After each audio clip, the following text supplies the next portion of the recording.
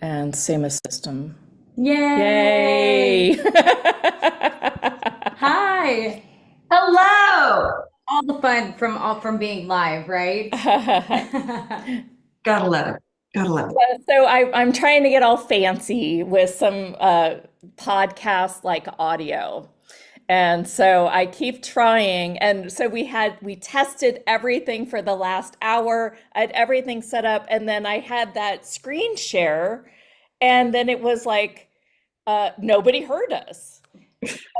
And next thing I know, which isn't a big deal, but the only problem was I was unmuted. But when nobody heard us, I like ripped everything out so that everyone could hear us. And then I had to go back in Zoom and change all the settings. And oh, technology, which is my friend and sometimes not. Oh, I hear you. Oh, I'm right there with you. Uh-huh. Good morning. Good Good morning, everyone. morning. Mhm. Let me go ahead and start the recording and we will get going. Here we go. Uh, okay, you guys. Hello, everyone, and welcome. I'm Jenna Blackert, and this is I'm my, Bianca Reina. and there she is, and this is the Hot Hustle Show. Today we're joined with Courtney Levins, who is going to guide us with angels, and we're going to have a conversation about truly becoming one with your angels. And from what I know about Courtney and all the cute little feedback that I've gotten is she's quite the angel herself. That she doesn't just channel or guide you with angels, but she actually is angels. And I've also heard quite the thing where you've actually helped people connect to their own angels who now channel too. So welcome. I'm so excited to have you on today. Thank you. I'm so excited to be here, and I love that you're in Texas. Yes, I'm in Texas, and just you sound like me. It sounds great. And we have a lot of people joining us from Central Texas as well. So, yeah, I'd love to, we can get in there. Yeehaw, y'all. I love it. And right now we've got South by Southwest going on, so lots of people descending on the area, lots of good energies, and just people from all over. Maybe we just kind of like send that good love out to the world, and hopefully have a great conversation with you today. Yeah, Yeah, looking forward to it for sure. yeah. She does have a little more of that Texas twang, though. And y'all will slip out of my mouth. All the Okay. time. Courtney, I guess we had a pre-call, and the minute I got on the phone with you, I felt like you were my best friend. You just had that connection, that warmth, and it was just so beautiful. And it just is, it's so nice sometimes to just meet up with somebody and just go, oh, I just want to hug you. You're just so beautiful. So with that said, I would don't know your background and I don't know how you started channeling. And so I would like to go on that journey with you. Will you take us through kind of the steps that brought you to where you are today? Y'all are not, I mean, I'm glad you're sitting down because Hmm. um, I grew up in the motorcycle industry. Okay. My parents have a motorcycle, four-wheeler, watercraft, side-by-side business that now my sister owns. And so I grew up in that family business from the time I was 3. Um, Rode a motorcycle before I rode a bicycle. So swinging that pendulum from ego testosterone racing, which don't get me wrong, I still love racing, all the way over to Sure. happy fluffy clouds like angels, Did the extremely difficult for my dad. But growing up in the family business, I worked with my parents and my sister, and we were best friends, right? My mom got sick with cancer and was not supposed to die. That's my ration, right? She Right. wasn't supposed to die. And when she died, it devastated me. And things started happening right before she was diagnosed. I started, stay with me on this, started hearing voices. I'd be lying in my bed at night and I would hear this beautiful music. And I'm not very musically inclined, right? I like the radio and my parents played instruments growing up, but I could tell if it was a piano or a guitar. But when I started listening to this music, I couldn't make out the instruments. And it was very, not to sound cliche, but celestial. And so I would try to listen to it and it would disappear. Oh, interesting. Yeah. And I would tell I was like, I hear music at night. And so my dad, No. left brain, said, "We'll turn off the radio," you know, right? And it continued. One night I was in bed and I was reading, and I always read, like self-help books and spiritual books. And I'm reading, and my neighbors were having a party outside. And I thought, oh my gosh, I can't believe they're having a party. They know I'm single, right? And how could they not invite me? And it was so loud. I knew that there were going to be cars just not on the cul-de-sac, but up and down the streets. I was sure people were standing in my yard. Yeah. I could hear these conversations plain as day. So I creeped over to the window and pulled back the blinds, and there was nobody there. And that's when I said, "That's it. I'm absolutely losing my mind." And I promise you, if you're a girl in Houston and you tell a doctor you're hearing voices, they will make it stop. I went to several doctors and had multiple diagnoses. Wow. And tons of drugs, walking zombie. But it made the music, which was actually very beautiful, stop. The voices, the chatter stop. Now let me disclaimer here. The voices never told me anything negative. This was not go do something bad or harmful. It was just overhearing conversations like if you were outside a party, right? Never felt scared or anything like that. Then after mom passed, it was really, really stressing me out not being able to talk to her. So I decided I want to talk to mom. And I quit my job, which I do not recommend to people. Okay, don't quit your job before you have another one lined up, right? Went to Hawaii, said I'm going to take this course to be a reader because I always thought that was so cool. And I thought, and I can talk to mom. Yeah. So I flew to Hawaii, and in this class, there were all these girls who would sit around and they were like, "Oh, you have this beautiful aura." And I was like, I see nothing. I mean, black. I closed my eyes, I saw black. And they were like, "Oh, and it's this and it's this." And I was like, but I paid so much money for this course. I was not going to fly back to Houston. So I stuck it out. Well, being the genius that I was and quitting my job, I got home and I was not going to go back tail between my legs to dad and say, "Can I please have my job back?" So I dang near starved, literally no money. All my money went toward the mortgage in the car. And I started doing readings. And it was literally sink or swim, do or die. Yes. It was because of that I couldn't just quit, right? So that is how I got started doing readings, and it progressed. And I will tell you, it wasn't a near-death experience and all of a sudden seeing full-body apparitions. Okay, this was out of necessity. Yeah. It was like I believe everybody can sing, right? I mean, some better than others. I'm really great in my car with nobody else in the car, but this is the same thing. This is a natural skill you are born with. This is innate within you, and it can be taught, and it can be polished and expounded on, and you be able to have full-on conversations with your angels and guides and spirit. And so that was really how it got started. Wow, that's crazy. Oh my gosh. Oh, Wow. that's It's funny fascinating. because I actually, and I think that this is just my brain that continues, but I'll listen to something that has binaural beats and it'll be taught, sometimes there's a meditation with a guided meditation or something. And then afterwards, it'll be done, and maybe it'll be done for hours, and I'll just hear kind of that binaural beat kind of rhythm.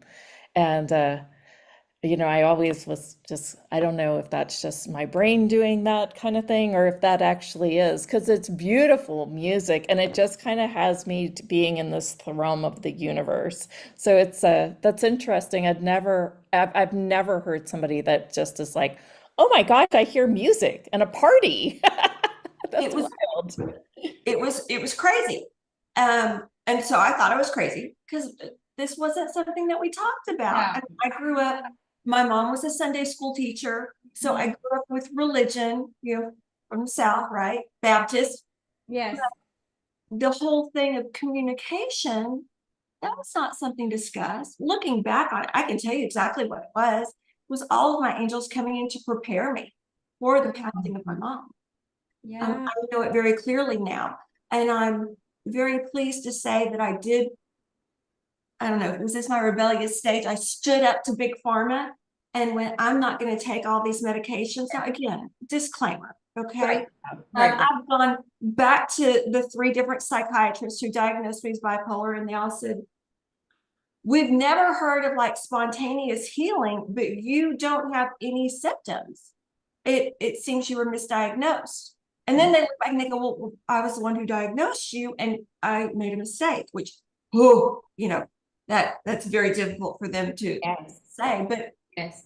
it is part of what goes on. And it's my belief that, everything is energy. So we can pick up on bad juju, Yes. right? And it can stick to us. Mm-hmm. That can make our personalities swing from the highest of highs to the lowest of lows. Plus, come on, we get kind of inundated with our own what's going on in our life, Mm-hmm. our kids, our step parents, or whatever. That weighs on us, and that energy sticks with us. So it can also alter your mood. But I will say that some of the techniques I learned from my angels and guides regarding clearing ourselves, grounding, shielding, things that y'all heard, was extremely instrumental in getting rid of that energy that didn't belong to me. Mm-hmm. It allowed me to get back to myself. And there are times that when I get ready to go to bed at night, I'll be lying in bed and I start to hear the voices. And I go, oh, wait, hang on. If y'all want to talk to me, it's great. I'm fine. But we have to go back to my hours of operation. We talked about that earlier in Yeah, the we show. Yeah. I've got to get some sleep tonight. I mean, especially when I had a newborn baby, being Yeah. awake all night. I was like, oh, no. We can't play tonight. Yeah, so it's become much more enjoyable, Yeah. and I don't want to say controllable, but I do turn it on and off. Yeah. Yeah. Why don't you talk Well, a little that's bit about that? We talked about it. Jeanette said basically changed my life by sharing that with me because I too thought I was kind of crazy, and she said, "Oh no, you have to give them hours of operation. And Yeah. at this time, this is about 12 years ago, and I was like, I didn't even know what I was dealing with or, experiencing it truthfully, at the time. So I'm really grateful to have found, Jonathan, now, you're going to speak about this work. What exactly, how do you feel about that, or what are your thoughts? Where do you want to? Last part it cut out. Say, How do you really set up the hours of Yes. operation? Do you want to talk about that so everyone else yes, is enlightened on that? sure. We grew up with Ouija boards. Gosh, I probably Yeah. shouldn't say that too loudly, but and you think about it, a Ouija board probably isn't inherently bad, right? But we didn't start off with a prayer or any kind of protection. Good.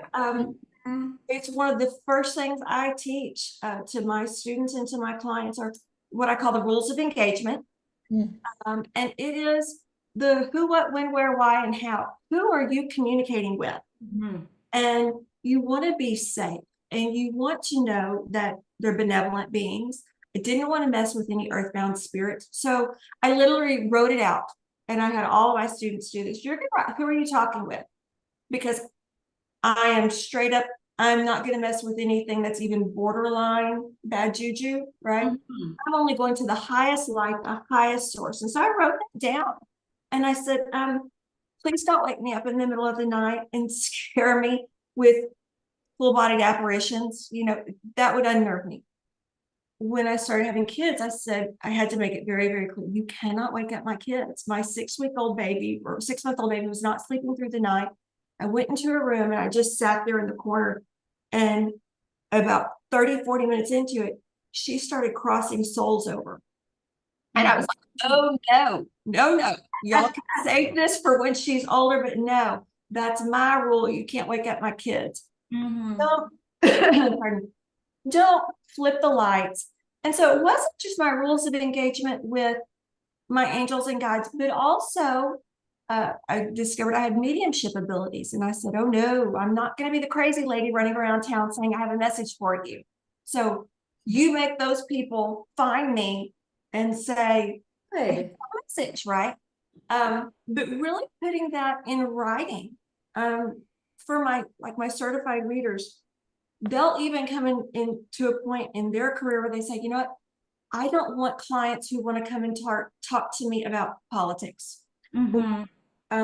Let's just not be in alignment or call in clients who are going to ask me about something like this, right? And so those rules, those boundaries, hey, can y'all talk louder? Hey, don't wake me up in the night. That has been extremely instrumental. I have gotten to the point now that I will say, okay, if the message is for me or my family, you may come to me during the day when I'm taking the kids to school or picking them up in the car ride or line or just things like that. And I will have those random thoughts that I know are from on high come in and give me that confirmation, the validation of what I was thinking earlier. But really being able to say, we're not playing right now. And that's your right. I just learned so much right now. I feel like, yeah, that was beautifully said. Do we just kind of want to open up the line and bring on some callers for you to work with? Or I feel like that might be the best way to I like play that. with this group, don't you think? Just kind Absolutely. of I'm ready. experience it. Okay. How would be the best way to ask callers to start asking you a question? I need their first name. We give a lot of power to a name. Okay. So Mhm. whether it's, your first name, your birth name, your nickname, that will pull in different angels and guides, believe it or not. So the name that you go by daily, if it's a nickname or your real name, doesn't matter. I will ask for that. Your geographic location, and that's not for anything except to help me when I pinpoint the energy, I can go straight to where you are and it's just faster. Mhm. And your age.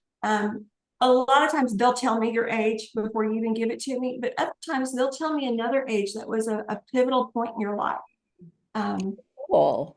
A lot of times when people begin their spiritual awakening, I'll get that number or, So hey, do you want their age or not? current age. Yeah. Okay. All right. Leonka, you want to go first? Just Sure. have her and Sure. are they quick, Courtney, that we can just kind of Yeah. I could do it like 2 minutes if that sounds good. Yeah, that sounds cool. fine. Yeah, we've got some queuing up in the chat as well. So let's go ahead and why don't you go first, Leonka? Okay. So I'm Bianca, and my age is 45, and I'm here in Austin, Texas. Okay. One of the first things that comes through is your right brain, your creativity, your artistic ability is really, really expansive, really off the charts. They're telling me that it's not that you're always happy-go-lucky, although you try to be, but you are a person who is very, very resilient and you bounce back from any dips. You're pretty good at holding your light. Does that make sense? Does that sound Yes, that's dead on. okay? They're talking a little bit about Austin for you. Maybe it didn't always feel like home, but you're really getting into the groove of things, Yes. really starting to have some roots, and that it feels more like home now. Does that make sense to you? Yes, because I had moved to Oregon for like 5 years, and I'm from Austin, Texas, but being there, really, really loved being. I was like, I really love Austin. I can't wait to be back. So yes. Okay. What question would you like to ask your angels? Oh, what is maybe what, so I walked away from corporate America. I was in radio and television for a long time. And, that comes with a regular job and paycheck. And of course, I'm doing this work now and I love it. And I had always had it on, I've always done this work, but I'd always have it on the back burner. And so now it has my full focus. What are some messages around that, and maybe about having a lot more courage? And how can I be more open to really working with spirits so that way I can make sure that I'm putting forth the best, speakers here, and really supporting the people that are coming to join us. Love it. Archangel Michael is coming in for you. And Michael is It's like, wow, just enter this whole space in between us. he's the one who watches over our personal safety as well as our financial security. You'll see him in the paintings with the sword, right? He's like our BFF. One of the things he's talking about is your risk tolerance and you being able to say, I'm going to do this, I'm going to take that risk, and not worry so much about if there's failure. Does that make sense to you? Yes. Okay. The other thing he's talking about is you are a high achiever and you are destined to be a high achiever and continue to be a high achiever.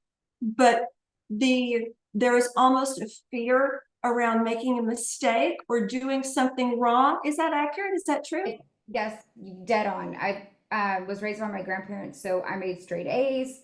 I have always been that way. So always like very, very studious, very, hey guys, let's go get this done. Kind of motivator, cheerleader for people. But I also had a lot of attachment to doing well in those ways that are more graded, if you will, even at work. Sure. So his big message to you is release that fear. And you can do it by even saying, okay, fear, where are we going? Like my 6-year-old says, zip it, lock it, put it in your pocket and move forward. So get rid of the fear because it'll show up as procrastination. Oh, And saying you're not necessarily a procrastinator, but more distraction. Does that make sense? Yes. So fear, tell it where to go. Allow yourself to take risks, especially even with some of the guests you have on the podcast. Some of the advertising methods. Hold on. Do you mind if I look into this for a second? Yes. Okay. There's something. This may be something you learned in Oregon because they're taking me over to the West Coast of the U.S. So some kind of methodology or strategy. That energy keeps going over there. Possibly even someone you worked with. They're encouraging you to do that and to spread out, to use your contacts, to use that to help boost this. Okay. You're really good at asking for things like, hey, what's been your best way to do this? And that's one of your strengths. But also the biggest thing is release the fear around taking risks so that you can move forward. Okay. I'm all in. I love it. Yes. Wow. And you have a great team around you, here and here. I know. Thank you. I'm really getting that now. And thank them. I thank them. Gratitude sent back. Yes. And do we want to take some colors now? Yeah, absolutely. Thank you, Courtney. And let's take some from the chat too. Well, let's take Joe because he's a new lounge member. If you are in the lounge, you get first priority. So Joe, you're up. We need your name and where you're from and your age. First name is Joe. I'm from Haute, Texas, and Courtney may know where this is at. And age is 70. Okay. Joe, before you even ask a question, one of the things that they're coming through and saying is your philosophy in life has always been not to be afraid of hard work. Is that true? True. Okay. One of the things they're also saying is you're also learning right now that we're not necessarily having to work as hard because we can call in spirit and guides for that help. They're saying that you've recently had an interaction with that. Is that true? True. Awesome. Head on so far. Fun. Amazing. Joe, what question do you want to ask him? An incident that happened back in '95. I was the considered the pedestrian, an auto pedestrian accident. I was pinned between two cars at 65 plus miles an hour. I'm here. Don't do that. I'm here. Oh, I'm glad you're here. I'm sorry you went through that. It hurts me for you. The big part of that keeps plaguing me right now is a money issue because of that accident. There was no insurance, so it was all on me. That took away every bit of savings I had. So now I'm living on nothing but Social Security. What do I do to totally resolve that? Okay. I've worked on it, and I'm not having any success. Okay. One of the things that I go into is, do you believe in other lifetimes? Absolutely. Okay, I just want to be respectful of that, because when I go into it, it's not just this lifetime. It goes to another lifetime where you've got some vows, oaths, promises, commitments in other lifetimes that would need to be fulfilled and released. If you and I were to get on a call and have a session, we could go through and do that clearing for you. It takes a little bit. But that releasing those vows to poverty, to suffering, to struggle is going to be huge for you. One of the things that you can start doing right now is to start daydreaming. I love this because Archangel Jophiel, who is like the angel of beauty, she comes in on this, and Archangel Shamuel, who is the angel of finding. You're looking for your car keys or cell phone or glasses or your soul purpose or your soul mate.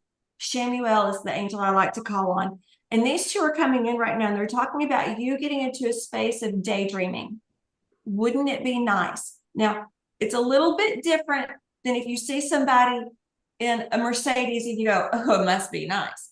No, this is, wouldn't it be nice? Wouldn't it be nice if, okay? And I can see you've got some land. When I look around you, I can see your house up here, but I can see that there's a lot of land. They're going through and they're talking about practicing who you're going to become, who you are becoming. So one of the things, if you walk up to your house and you throw your Coke can or your water bottle on the ground, know that you are practicing becoming someone who doesn't care. So as you live your life, being very conscious of what you're practicing, how are you living your life? Are you practicing a life of the good walk and the good talk? Those things. Are you caring about not just yourself, how you look, how you feel, your mental health, emotional health, intellectual health, even your spiritual health, but also physically, your body, your surroundings. When I go into finances in particular, I'm not seeing like we're going to have a buried treasure chest, but I am seeing incremental increases in money with these changes in you. And you're the one who has free will. So it's going to be work on your part. But by daydreaming, that's going to start putting that energy into flow. Interesting. Is that helpful? Wow. How interesting. Thank you, Courtney. You're so welcome. Okay, and Kim, you're up next. And then we'll take somebody from the chat.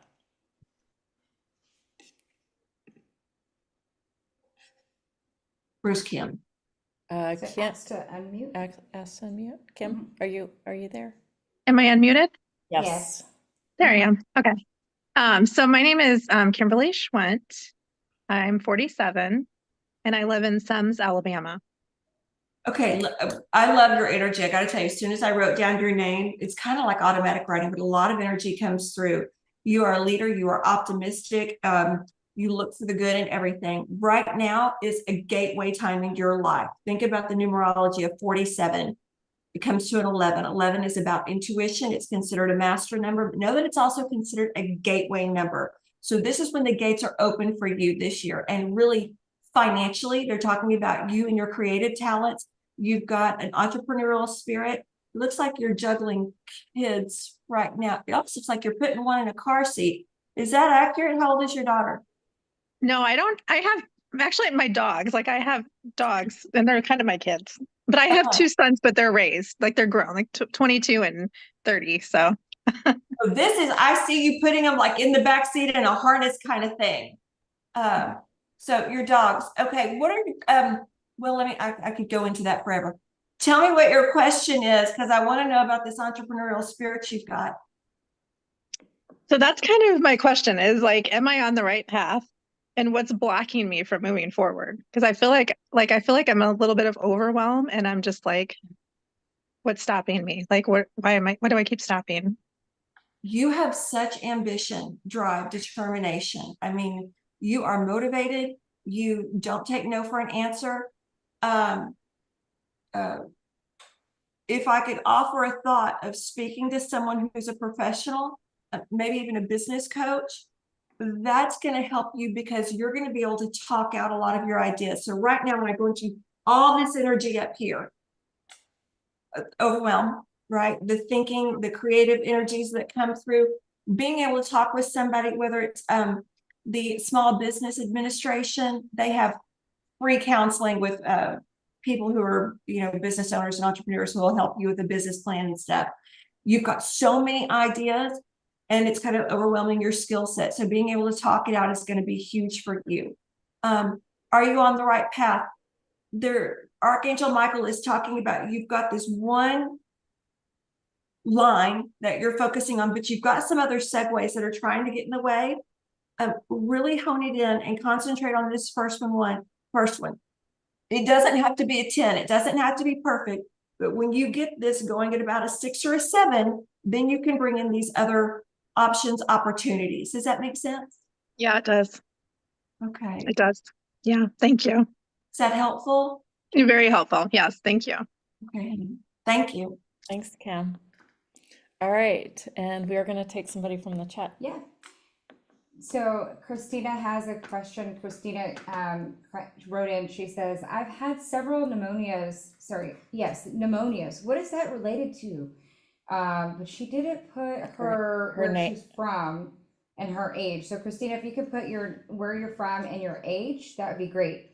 So we'll move to the next one. I have Katie from Florida, who is 80, and she says she wants some help with finances and health. Florida. There's a bunch. I only get that one part because Okay, so Katie, one of the first things they're telling me when it comes to the finances, you've got Archangel Gabriel coming through on this, which is really interesting. Gabriel is the archangel over artists, communicators, dancers, singers, anything right brain. So a lot of Lianka, okay? That energy is coming through on this. So Gabriel is here to also help you overcome any fear you have about moving forward on your spiritual path. So asking Archangel Gabriel to give you that motivation to move forward is going to help open you up, because right now when I see you energetically, you are hitting up against this energetic barrier when it comes to money. It's putting you in a lack mentality. One of the things you can do, and this is something small, is to start giving. This does not mean you don't give right now, okay? Don't misunderstand me. But when we give cheerfully, we receive cheerfully. By breaking through that energetic barrier. Now, whether this is grandkids, now if it's grandkids and you don't think they deserve it, don't give it to them, okay? But if you see an animal shelter and that tugs at your heartstrings, go into that heart space and where you felt drawn to give, and give cheerfully. It can be $1, it can be $5. Also, go through your house. You've got a lot of glass, is what they're saying, which is kind of funny to me because I don't know that I've ever seen that. So maybe vases or dishes, they're just saying glass. Donate this. Go give it to Goodwill, Salvation Army, whatever. That's going to invoke the law of giving and receiving.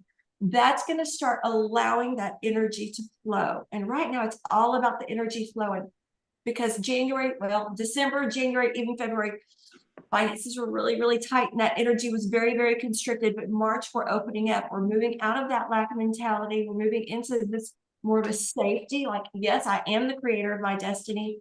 So know that when you invoke that law, that's really going to help.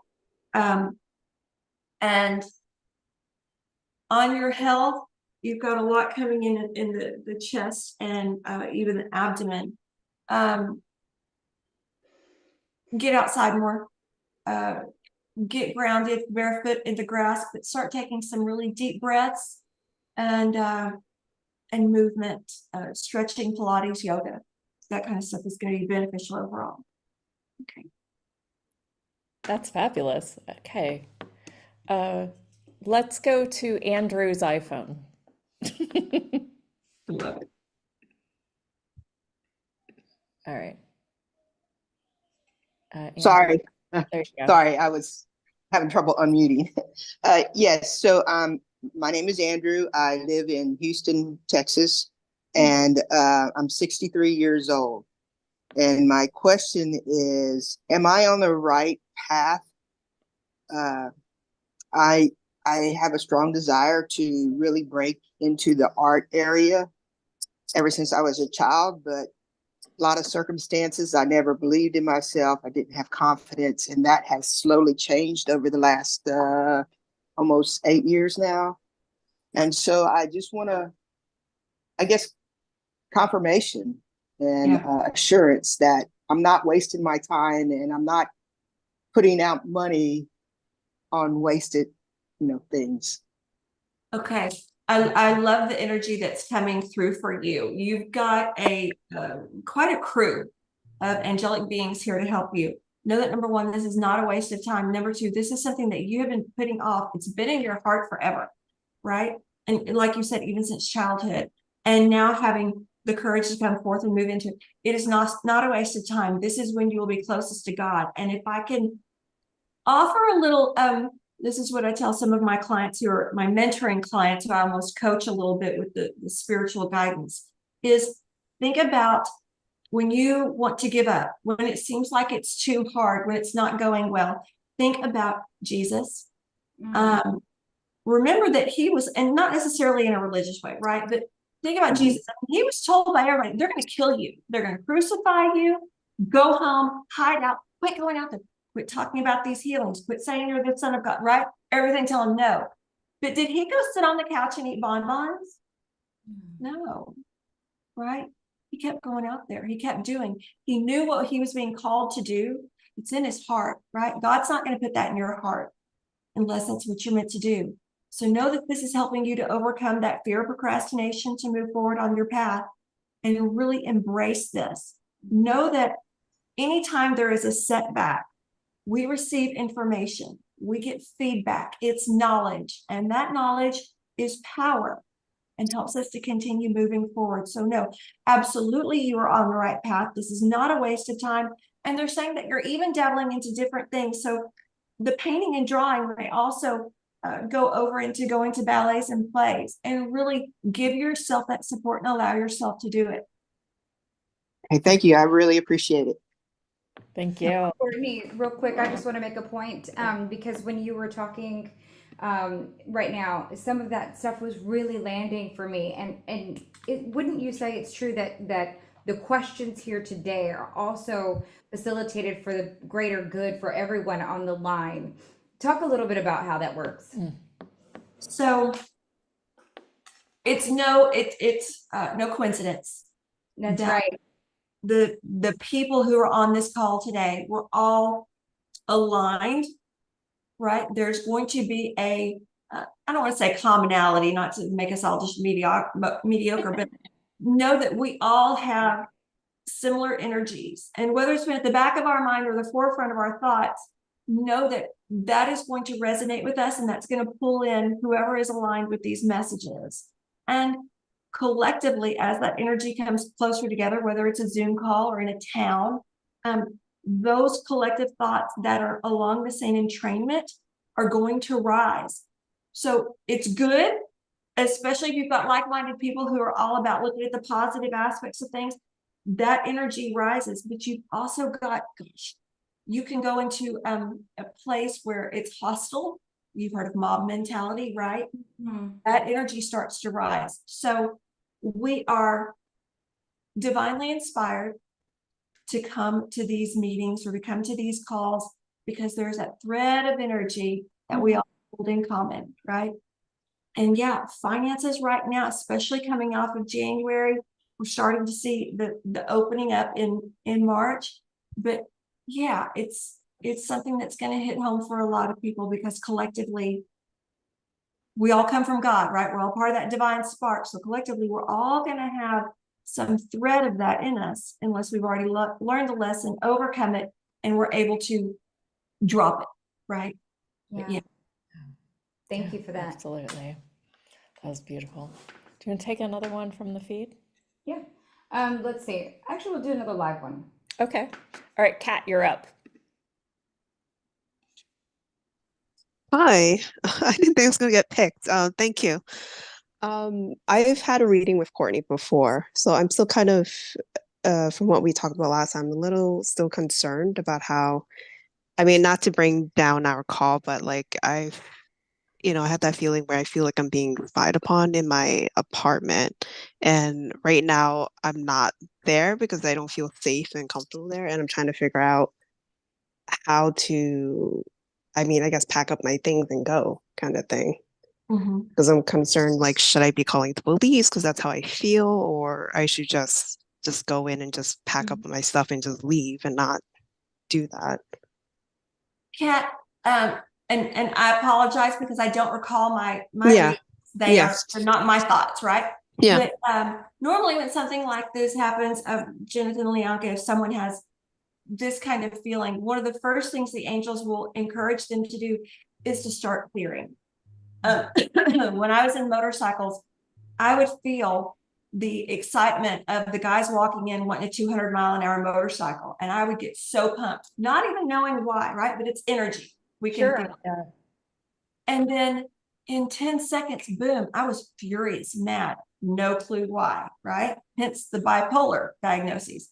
Mm-hmm. It's their mom, their sister, their girlfriend walking in behind them going, don't you dare get that bike. I will kill you, right? So I'm picking up on that. Yeah. When that happens, it sticks to us. And then we have the mood swings and everything. So one of the things that when I see something like this with Kat and the angels bring through this energy, letting me know these are not your thoughts. This is not your energy, Kat. So usually what they do is they recommend clearing, serious clearing. Get to the ocean because the salt water cleanses our aura just instantly, right? Okay. But we also release what is no longer serving us and what doesn't belong to us. And you're going to drop a lot of that. Now, here's the caveat to that. So, Kat, you go, that's it. I'm clearing. I'm getting rid of all this, energetic crap on me. Mm-hmm. And so you go and you clear. If we walk back into the same environment every day and our shield, our invisible force field, if you will, is not strong enough, guess what? It comes back on us. So moving, sure, that's a viable option for you. But when you move, make sure you are leaving all of that energy behind, sending it up to the light. Even they're even talking about having someone come in and bless your house. And that can take many shapes and forms. So talk to a professional about that. But this is going to be something that you have got to decide, is this something that I'm willing to hold in? Is this negative energy? Are these toxins? Am I willing to keep them or am I ready to release them? It doesn't mean that you condone what's happened or anything like that, or you've forgotten it, but know that that fear will breathe, right? And it's one of the things we see with people who are shut-ins. They will actually almost become like telekinesis, right? Objects moving, because that energy builds. And when that energy builds, you can start to move that energy yourself, right? If you are in a state of fear, you build that fear exponentially. So the clearing, the shielding is going to be imperative for you, and making sure that also, come on, let's be frank, the EMFs, electromagnetic fields around us, are causing horrible reactions and paranoia, because those energy lines are all over us, right? They've done studies before. You can walk into a house, it's next to a transformer, power line, anything like that, and And even somebody who's a doctor who doesn't believe in woo-woo stuff says, somebody's watching me. Now, Kat, I'm not saying that's what's going on with you, okay? Mhm. Please don't misunderstand. But get away from the electricity lines. Get the Himalayan salt lamps. That's going to help quell those EMFs. They have so many different devices with the Harmony pendant. Get that. That's going to help keep that 5G off of you. And Kat, you're a lover of crystals. We've got to get those away from your cell phone, your alarm clock, your TVs, because it's amplifying those EMFs too. Okay, baby? Okay. How do Well, can I ask a uh, question about this? Is that okay? Sure. It seems, what about saging or smudging the house? Could that be something? And I think what came through with me is this an entity within her home that's, causing this? And She says she's in an apartment, correct? Yeah. yeah. Yes, you're picking up on a lot of stuff, a lot of people's possibly, stuff. Yeah. it could She's not got, be the- and here's the thing, because Kat is intuitive, she has this beacon, Yeah. this Yeah. radar that says, oh, pick me, pick me.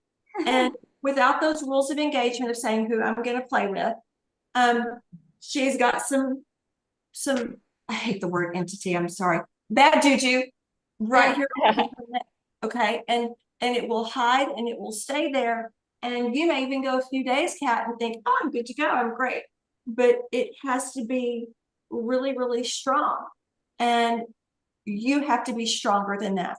So if you find yourself starting to slip back into even victim mentality, guilt, shame, oh my gosh, it just digs in even deeper. Mhm.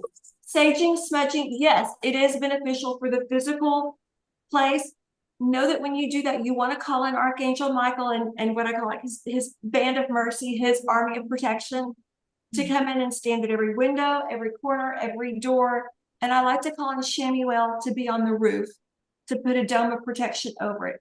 Right now, you are being almost, if you want to say, energetically invaded from so many different points. We've got to get you, not just you protected, but when you go out into the world, get your car in that bubble of energy, that protective energy.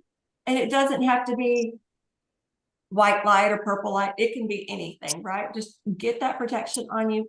And at night or even daily, you've got to keep clearing.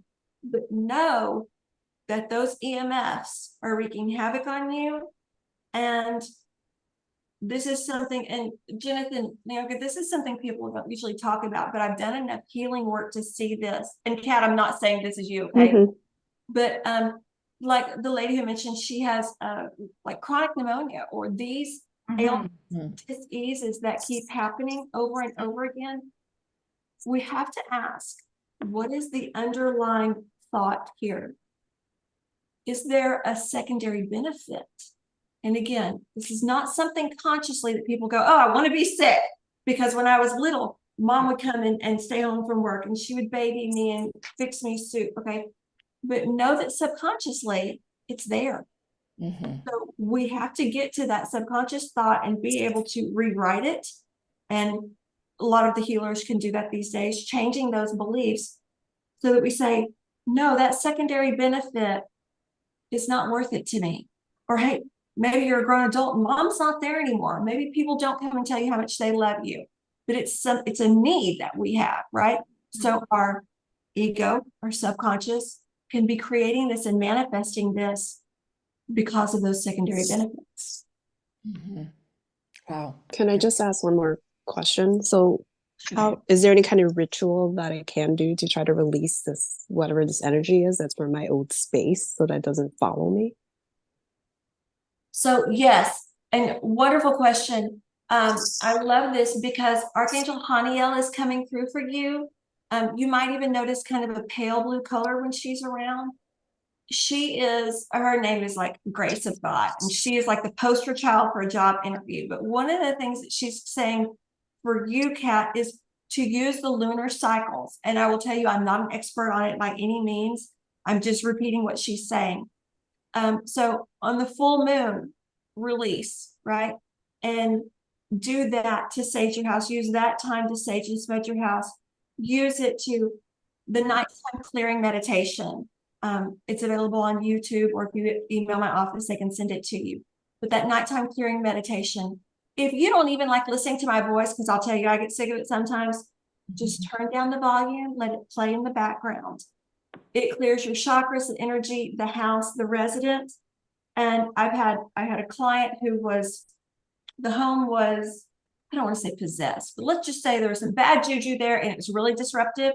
They played that meditation on low for 24 hours and the entities went away. The negative stuff was gone. Okay. Okay. Notes to her, the daughter liked the attention and invited it back in. So again, a secondary benefit that we want to be cautious of, or at least be aware of. But yeah, Kat, you work really, really well with the lunar cycles. So Haniel's the one to call on. You're releasing everything that doesn't belong to you, that doesn't serve you. And give yourself, your body responds well to affirmations they're telling you. So even affirmations of, I am strong, I'm spiritually strong, I am resilient, I'm confident. Okay. Yeah, I had those up in my apartment. Kick Yeah. butt. So know that that's confirmation of what you're Okay. already thinking and doing. Okay, great. Thank you. You're welcome. And Thank you. All right, Grace, you're up.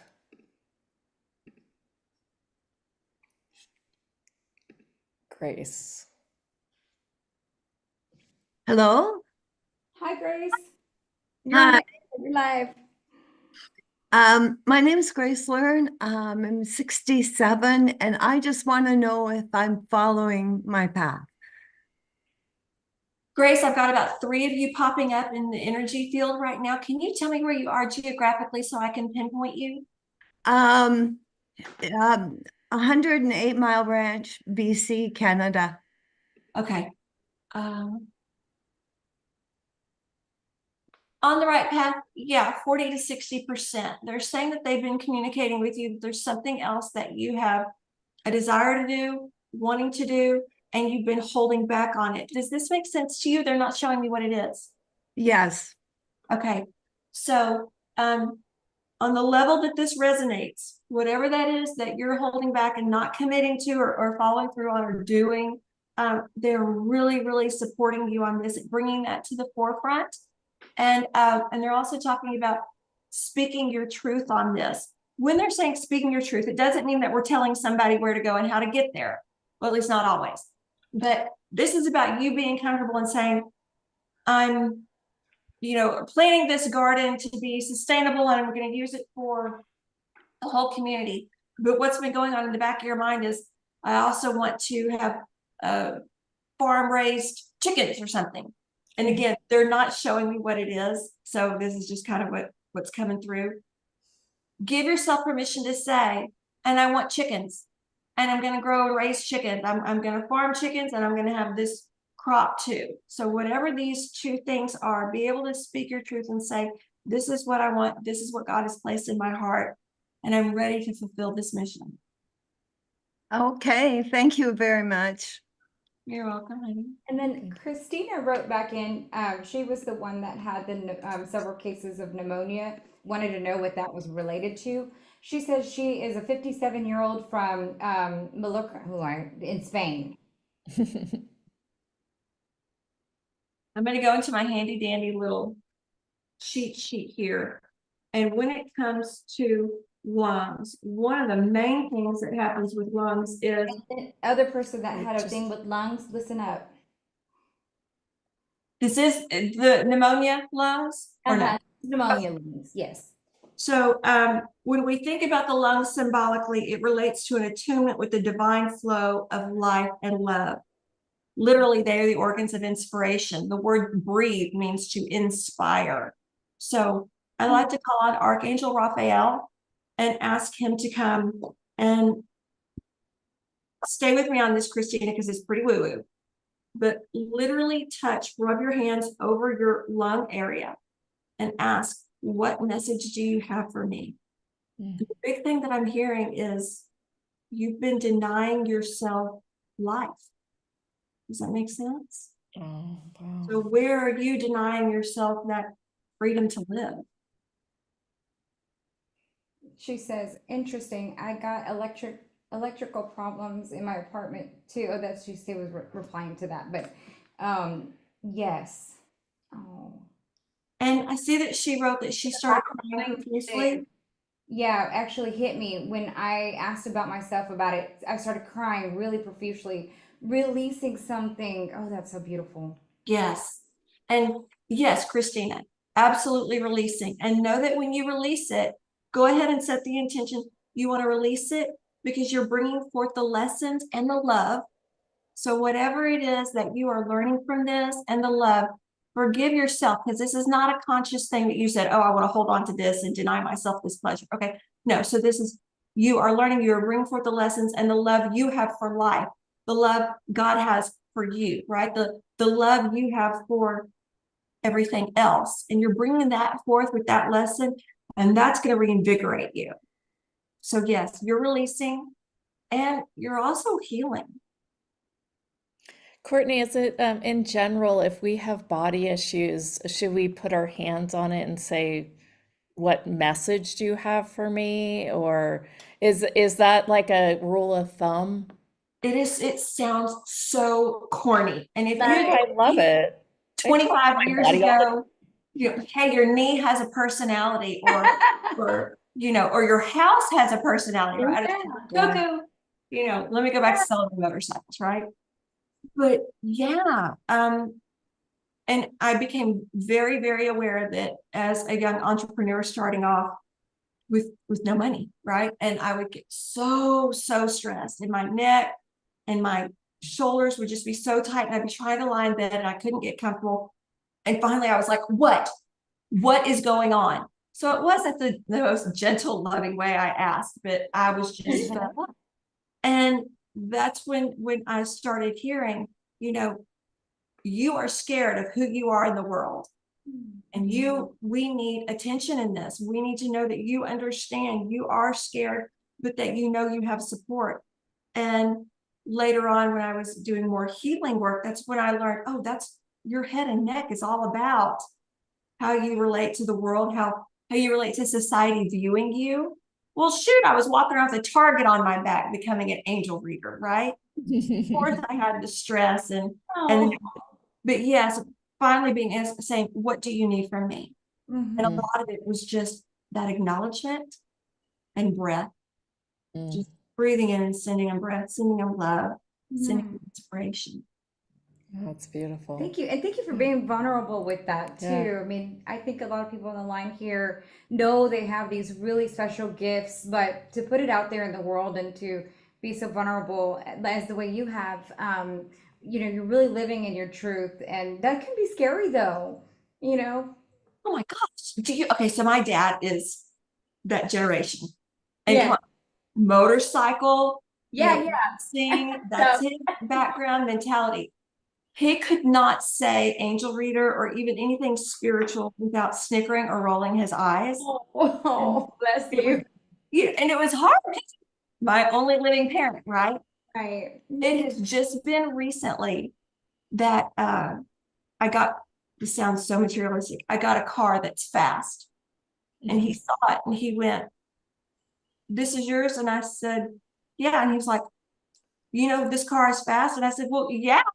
I mean, I'm not dead. I love racing. We love racing. And only then did he go, did your business afford you the ability to pay for this? And I said, well, yeah. And he was like, you're doing it. And I was like, well, it's been how many years? And you're just not realizing. And I couldn't just say, I told you so. But for him, that generation, he had to see something material. Yeah, of course. Right? Yes. He had to see, a motorcycle that proved that it wasn't fake, right? I'm not Miss Cleo or something that, and come on, you can't do this for as long as I have without having that ability, because people will just, throw you into the dirt, even if you do have the ability, right? So yeah.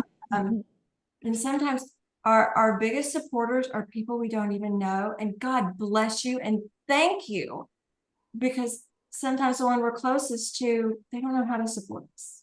Right.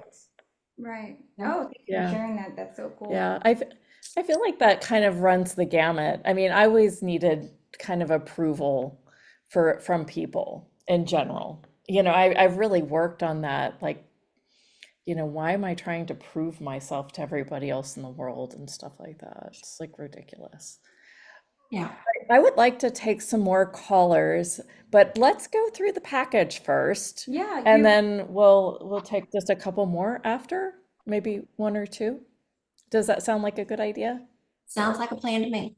Great. I'm going to go ahead and bring it up and share it. You know, let me just say, I have really been selective in who I've brought on this series. And I really have been selective with even the programs that we offer you guys. This one with Courtney is quite the exceptional package. And well, a lot of them are, but this one especially, I thought she's just so amazing. So with that said, here it is. Courtney, you want to go through all the items? Yes, a little bit about, you know, what someone would expect and how they work with you and why do they choose, you know, why do they come to you? So why work with me? Yeah. Because I already love you. Yes, yes. I just was curious because you talked about how you kind of take people through and how you've worked with different, and for I'm sure for your higher level people that work in your world, you've taught them how to do readings in the way that you have and create the space and, you know, lots of different things. So yes, tell us about your package. So in this package, you're going to get some meditations that I got to tell you. When she told me about doing this meditation, we Jennifer and I kind of co-collaborated on this, and here's a normal meditation, and she said, great, let's 10x it, let's give them the very most. And it was like, okay, let's do this. And so I really, it took me some time, and it took me, gosh, probably a couple of weeks to really lean into this and get you a really great meditation. But first off, the 30-minute one-on-one session with me. So it's going to be not just a reading, but we're going to talk about where you are now, where you want to go, what's going to happen, what needs to happen to get you to that highest vibration.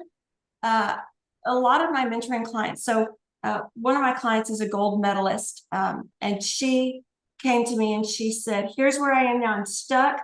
My house is falling apart. I've been forced to live with my daughter, and I want to increase my financial status. And I said, well, Gabriel is telling me you have a book.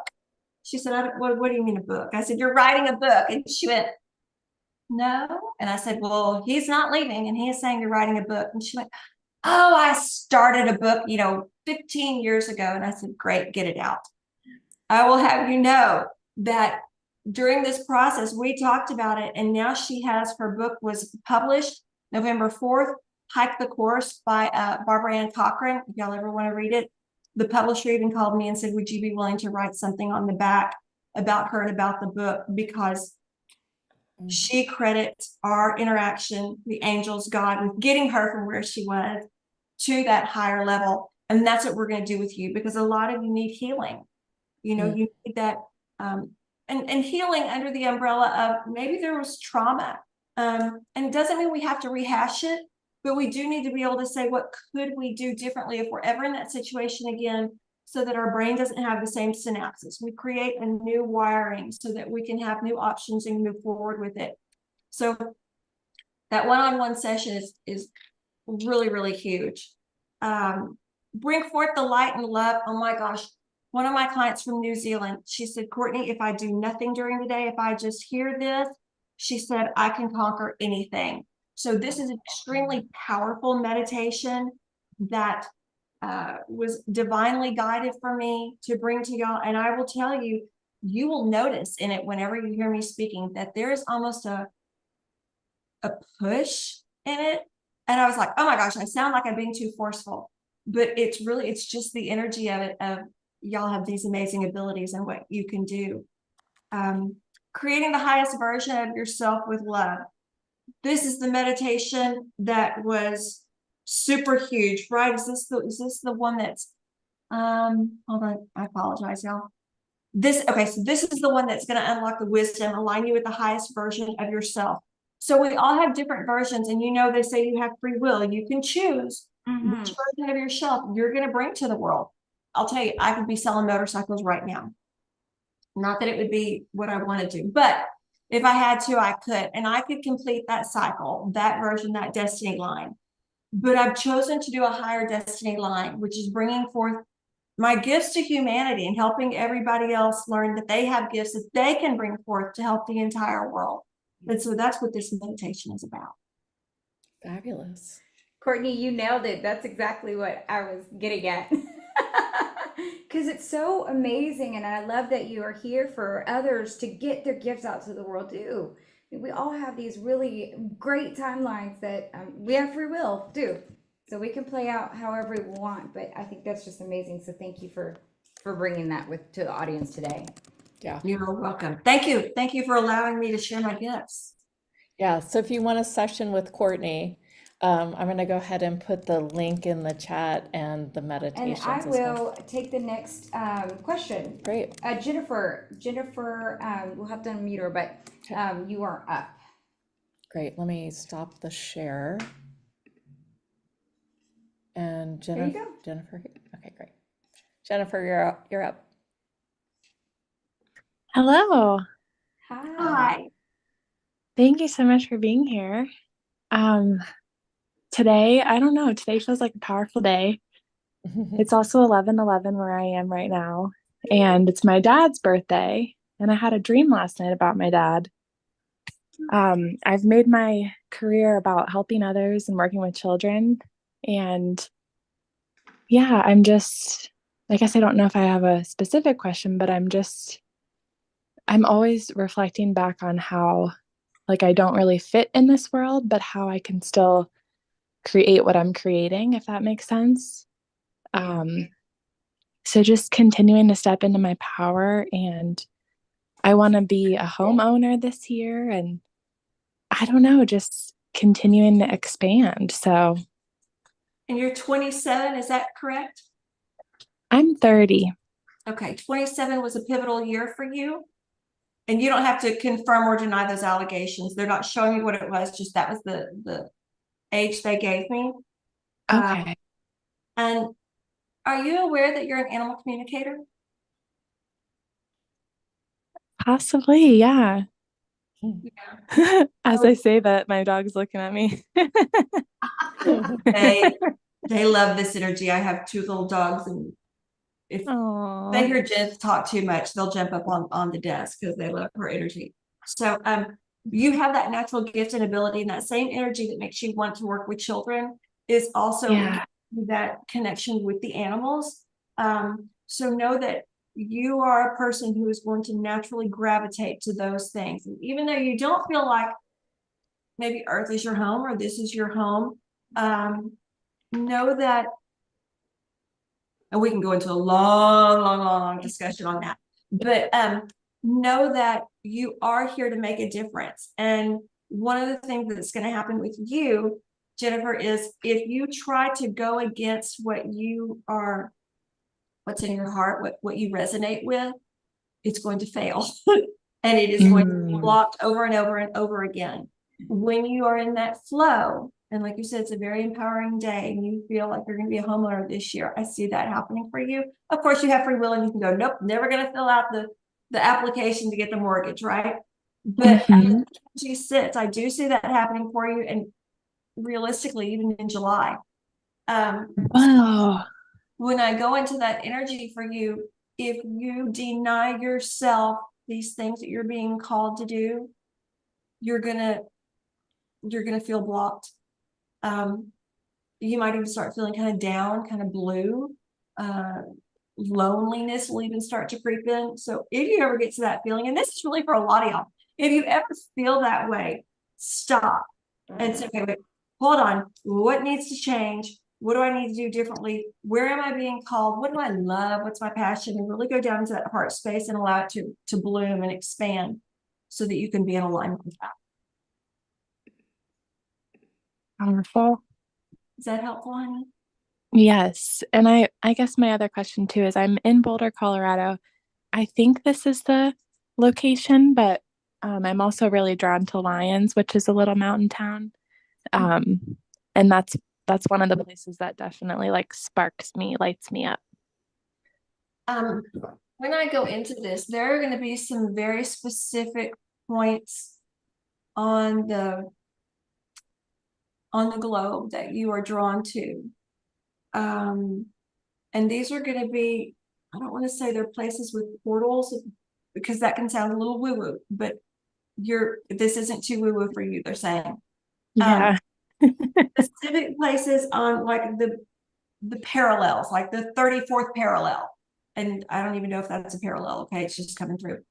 But look and see where it lines up, because these are places that you are going to thrive, and you will continue to do well whenever you're in these points. I also see you doing some traveling, and there is a call to, I'm going to say this is Egypt because I'm seeing pyramids. Does that resonate with you? Wow. I mean, I know I've only just scratched the surface with travel. So wow, that would definitely make sense, because I always feel so activated by the places I visit. And I did Hawaii this year, and it completely blew me away. Mhm. So I can't even imagine what other places have in store. Going to open you up even more of the places you visit. Wow. Wow. That's so cool. Well, thank you for coming on the show. Thank you so much.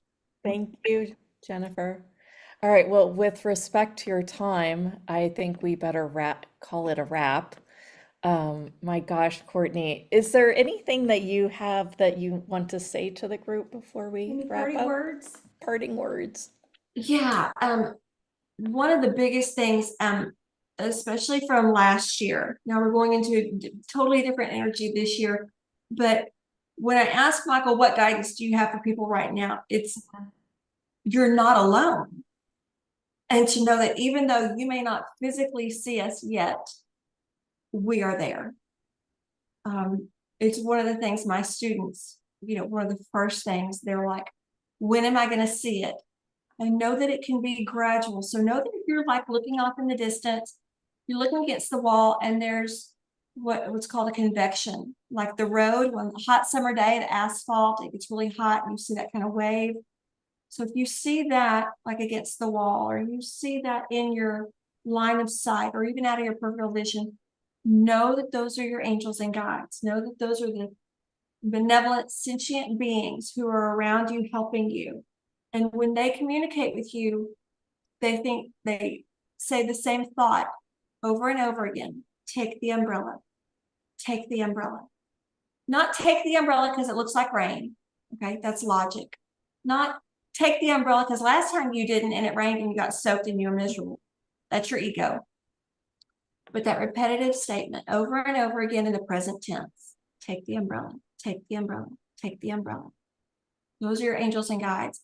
And by asking them, show yourself to me, come to me, let me know when you're around, touch my nose, touch my shoulder. They want that interaction with you. So know that you're never alone, and know that they're always there to help you. That is fun. Oh my gosh, It is so fun. Wow, Courtney, this has been an amazing call. Thank you so much for joining us. And we look forward to having you back someday. Thank you. I thoroughly enjoyed it, and can't wait to hear the feedback on these meditations, because that one that I did that's new, that was, yeah, Jenna pushed us to the next level. And so I can't wait to hear what y'all think about that for sure. Thank you. Thank you. My gosh, I really try to push. I just want everyone to have this epic experience, so. Definitely. Oh my gosh, it was so brilliant. Oh my gosh, I love this session. Thank you so much. Thank you. Thank you. And Leon, thank you for letting me tune into you. I appreciate it. And thank you for letting me be on your show. Oh my Yes, gosh, thank you. This anytime. has been so great. Yeah, absolutely. It just, I feel like I want to just give you a big virtual hug, but now I'm like, maybe I'll just drive up to Houston and Hey. get a session or two. Fine. Definitely. Yeah. Thank you, Courtney. You have a wonderful, wonderful day. Thanks. Appreciate it. You know the people we love because it's like we don't want to let them go. It's like, all right, it's break time. So You're welcome to hang out. We are just gonna take a bio break, and but we're still staying live. We're still staying live the Yeah. whole time. That's the format, so you can hang out, stay on the line. We're gonna have a great show coming up in just a little while at the top of the hour. You guys, up next at the top of the hour, we've got Dr. Marie Mbui, and she is an actual doctor that talks plant medicine. She is a shaman and incredibly wanna miss it. knowledgeable. You I do mean, not this wanna is miss going to be, she's talked on platforms with Don Miguel Ruiz and Neil Donald Walsh. So, you know, she talks on those really big stages. So I would love for you all to welcome her in with warm arms. You know, Shaman Marie, when she comes up at the top of the hour. As you might have noticed, I do a little digital marketing, and I had a coaching job where I worked with these 6 to 7 figure entrepreneurs. And she was in that group of 6 to 7 figure entrepreneurs. So she's doing quite well for herself. And she's really, really knowledgeable. She's a really, really interesting person too. So I hope you guys, if you are taking a break, I would love if Come you back. come You back. gotta- you gotta hear her You're talk. gonna want to love. Yeah. I think that you're gonna love this one. So I'll see you in a second. Yeah. Just hang out. Yeah. While we're, do you need to take a break? Yes, It's like, for- bye. for a Well, quick so second. you stay here. I'm gonna go. All right. I'll go ahead and talk while you. One of the other things I wanted to mention while you all are, while we're taking break here is that the lounge. If you hadn't noticed, we have a lounge that's opening up, and it does give you priority access to these sessions. So if you like to talk and you want advice during these calls, then you will be chosen among the first people. So I wanted you to be aware of that. I will put that link in the chat as well in just a minute. I also wanted to tell you about a couple things that are happening on this event that I think you just won't want to miss.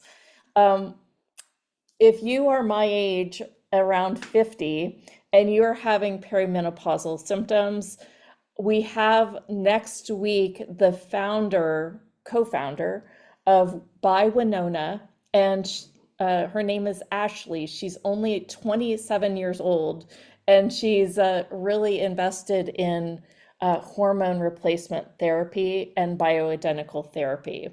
And she talks about the safety of it. She talks about, you know, really how we know what we need. She'll also talk about how the process works on By Winona, and how, you know, when you sign up, you'll take a quiz and then you'll get a doctor that will actually talk with you. It's sort of like a teledoc, and they'll set you up with what their recommendations are.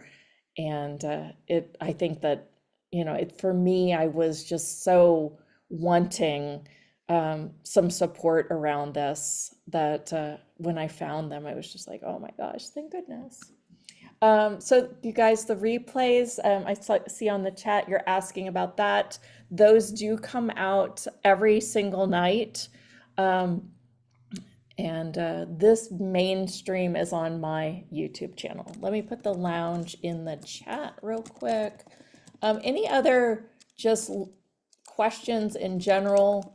A little bit about me. I'm a hypnotherapist, and I've been really in the arts of high performance and personal growth for about 30 years. I've done, I've studied with Joe Dispenza. I've studied with Dr. Dane here. I've, you know, really gone deep in so many ways. I've been doing these interviews since 2010. And I quit for a little bit in the middle, but I'm back. So just so you know, kind of the background of me, one of the things that I love about this is I really feel that I finally am comfortable being me. And I hope that you're unearthing that and discovering that for you as well. Any questions on the chat? Okay, how long will the package be available? The packages, they remain available probably through the end of the year. I will do replays and encores. Sometimes the actual videos we will archive. It just gets a little too much sometimes, and I like to highlight the people that are really creating magic in the world, right? I like to, sometimes that somebody will come on and they look really good and they sound really good from an interview I've heard, but then sometimes I'm not really sure that the frequency is evolving. And now that Leonka's working with me, we'll tap into that. And when some of the energy is not as vibrant, we do archive those. But I follow the energy through all of this. I mean, that's how I grow my business, is from asking questions, asking, hot hustle, what it wants and what it will bring. And that's really, we just follow the energy on every little step. So there isn't any rhyme or reason which packages might be up, which ones go down. It's really to unearth some of the things. I'm not sure if I'm doing that thumbs up. Yeah, apparently I am. Well, it's so good just to have some fireworks here. And let's see. I feel like we could do some energy work together. How much time do we have, or should we wait for Leonka to come back? I feel like she's jumping around, moving around. So we've got about 30 minutes here. Let me just take you into a hypnosis state, if we will, because that's the funnest. And then she can join in when she wants to join in. So with that said, so you can kind of sample my work today before we get on. Go ahead and take a deep breath. Let's just start there.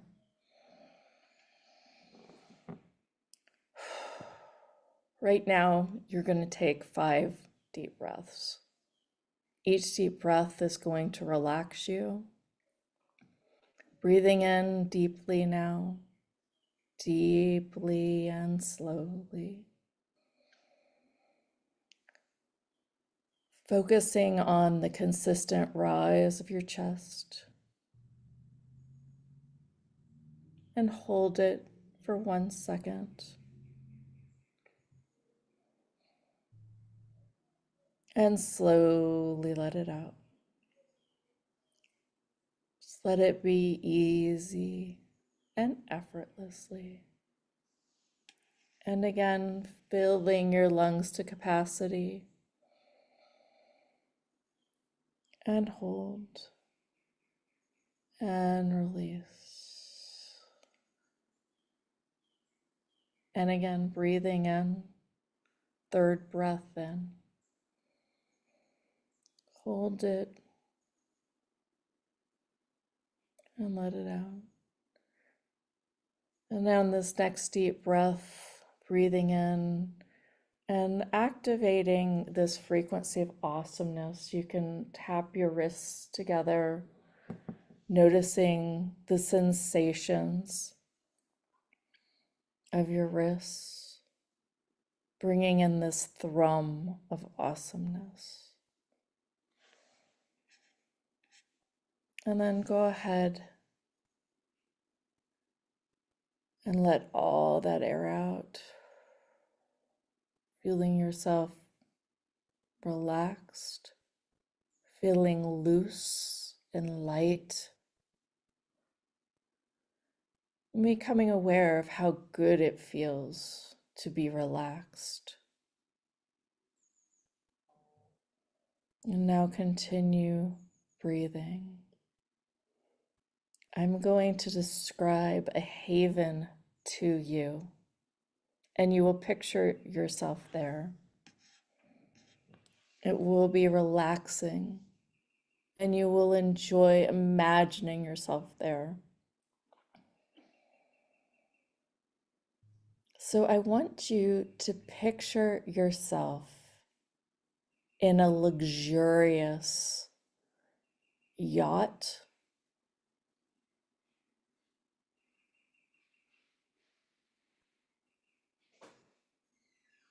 And you'll imagine in this yacht having all your friends contributing to you.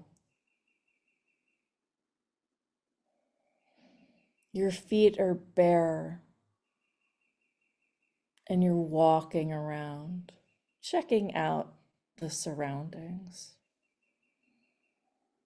And you walk on down to this cute little lounge. And you drop down in this lounge on this couch. And you take another breath in, filling your lungs with the salty, fresh air from the ocean. And you breathe in this salty air, and it relaxes you even deeper. And across the water, you can glimmer out and see the beauty of this world and the mountains in the distance. And as you sit, you relax even more. You make yourself so comfortable in this lounge, on this couch, and you close your eyes. You feel a slight breeze warming your body from head to toe. You wiggle your toes, just feeling so, so good and relaxed. You move back and forth with the water, and it soothes you.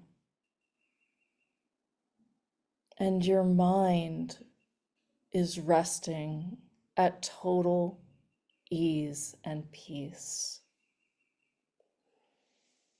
And as you focus, you start to focus on relaxing every part of your body. You start with your head, letting any noise and distraction now leave and rest.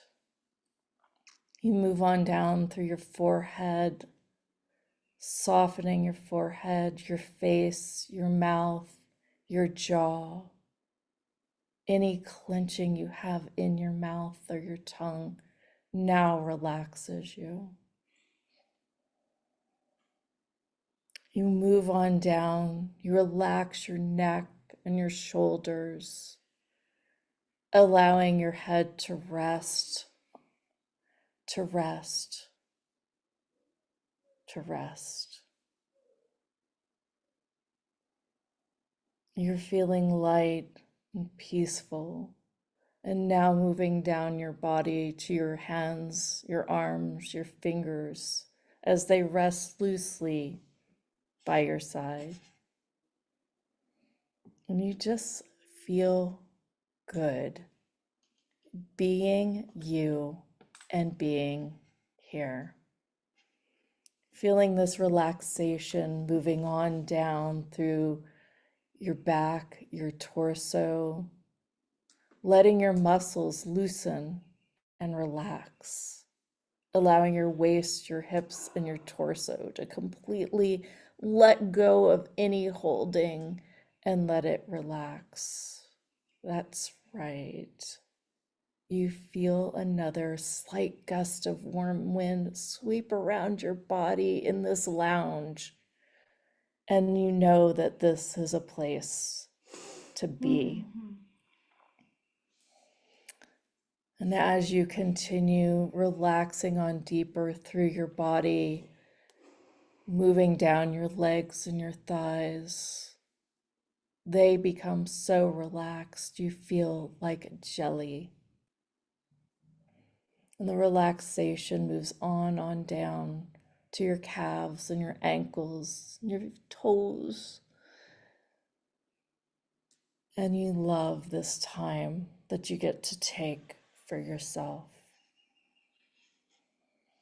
You enjoy feeling this way, truly being you, truly feeling peaceful, calmed, centered, and focused. Now you realize that as you're sitting here, refreshed, that you have everything you need. You're in this universe where you can ask and receive. So now, while I'm silent for a minute, what is the question that you need to ask?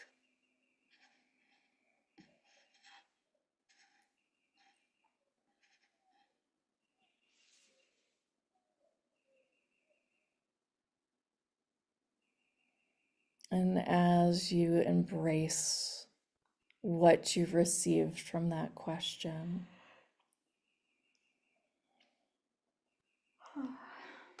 you start to put your feet on the ground. You stand up from this comfortable couch in this lounge, in this yacht. And you start to walk down 10 steps. Down that first step, and you get more and more relaxed. Down that 9th step, you breathe in, just feeling good. Down to the 8th step. Ah, what the peace you have. 7, feel how good it feels to be able to slow down even more. Slowing down, enjoying this process. 6, down another step, so very, very relaxed. Relaxing even more.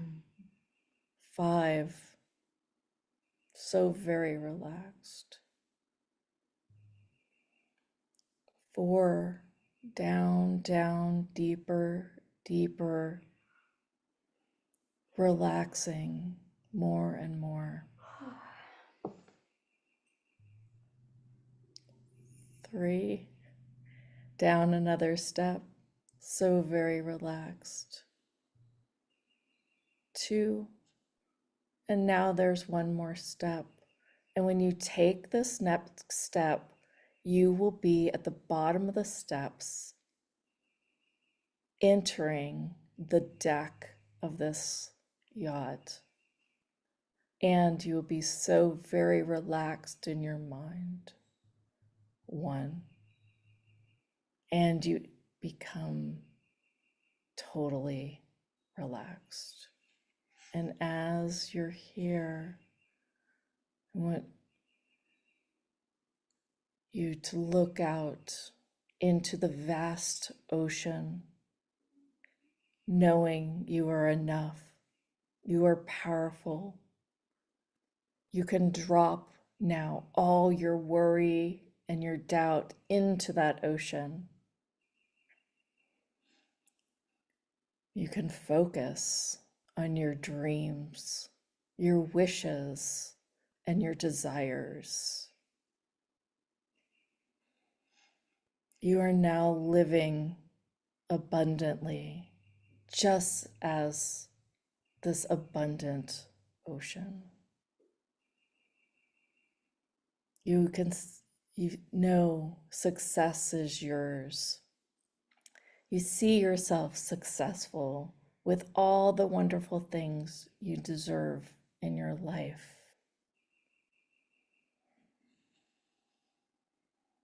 You imagine now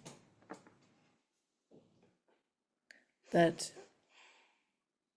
this water is all you need to remember to have all this.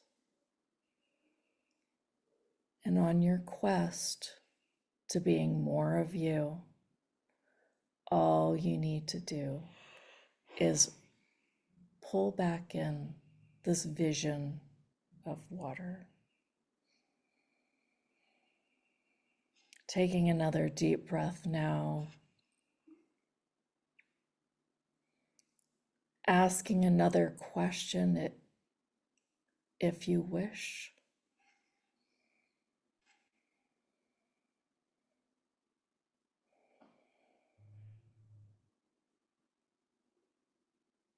And now slowly start to wiggle your fingers and your toes.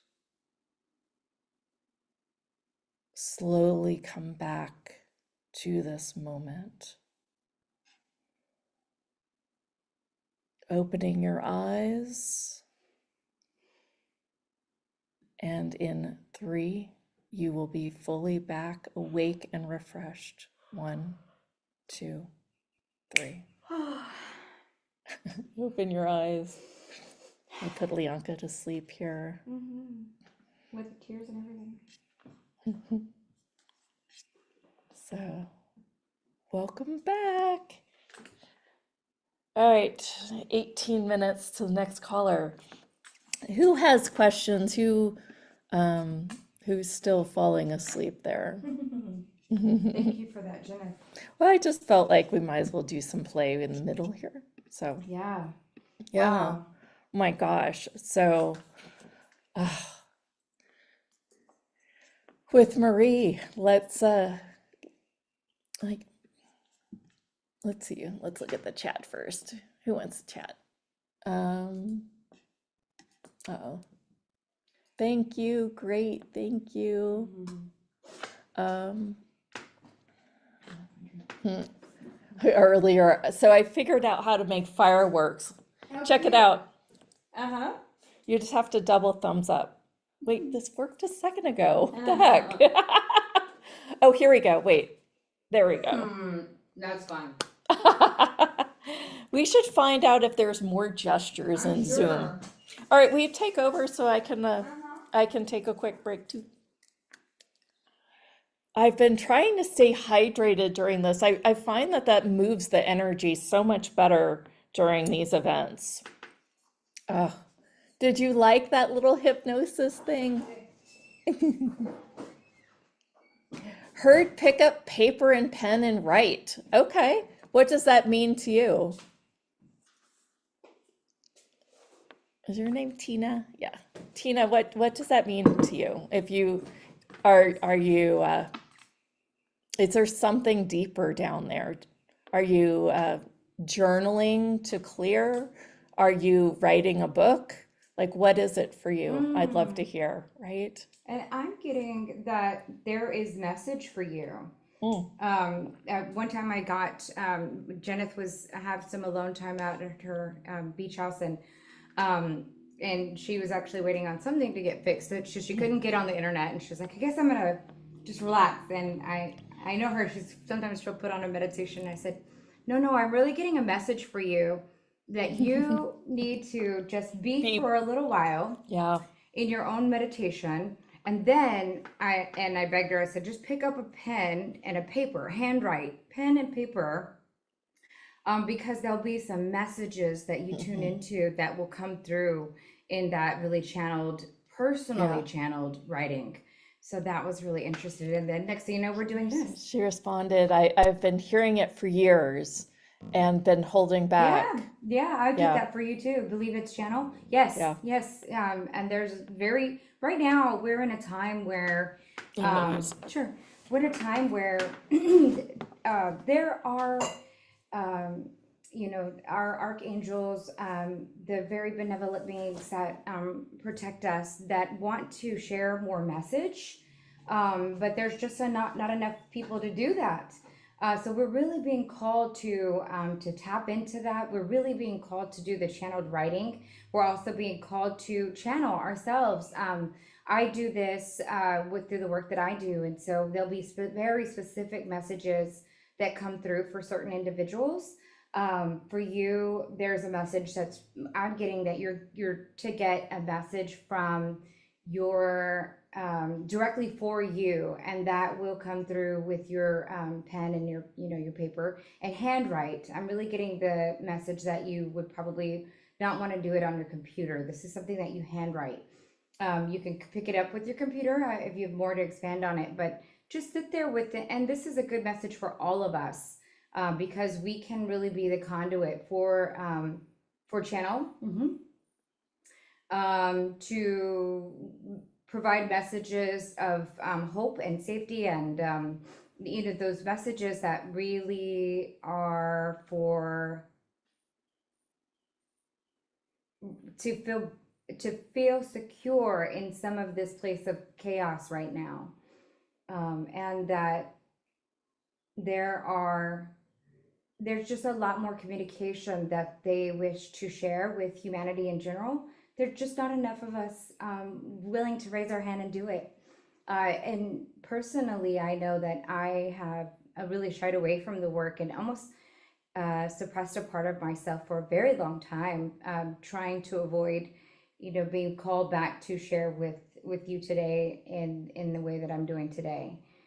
Because it's a little daunting. And you heard, like Courtney said earlier on the line, her father was so far from what she could, from what he could receive for what she does, even for a living, right? How she supports people.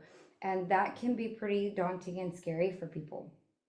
So, but I encourage and challenge all of us to just really lean in and be that for humanity today. Tina writes, years ago, I was going through things and I wrote a 4-page channel message for my partner, Mike, several years ago, and also found a poem I wrote and had never seen it until 4 years after I wrote it. Girlfriend, yes, that's exactly what I was picking up on. So you're going to get, not only are you going to get message for yourself, but you are going to almost be called, and you let me know if this is kind of almost be called to share your message for others. But I think one thing that Courtney really shared that I thought was really important is that she didn't want to go around town, and chasing people down saying, hey, I got a message for you. This was about really working with the energy and saying, well, spirit, well, divine, by angels, you have to bring me the people that are most wanting to receive these messages so that they come and seek you out. I thought that was really powerful, and it very much is how we can orchestrate the work better to guide us and to work with us, so that it's not the struggle, and it also is not as confusing or daunting. Thank you for sharing all of that. That was really fascinating. Ooh, she said I'm getting full body chills. Yay! What about automatic writing? Joe, can you expand a little bit about that? What actually, the question more about what I'm getting for you is, so what does that mean for you?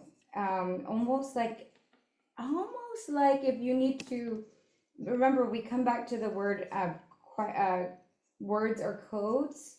So I feel like there's a lot of, look up your words in the dictionary. And also be willing to redefine them in today's, just the way that kind of we brought this into more modern wording and coding, the energy behind it. And what is automatic writing currently defined as? And also, how do you redefine that? How does that support you in your own coding? All of us have our unique signature this is really something that came through in the work that I do.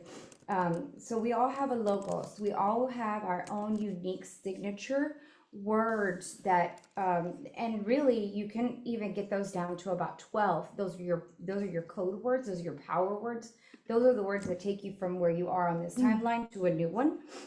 So you can kind of you can really channel that and pull that through, and those will be kind of your guide points for your new, for how you utilize those words to support you for your highest timelines.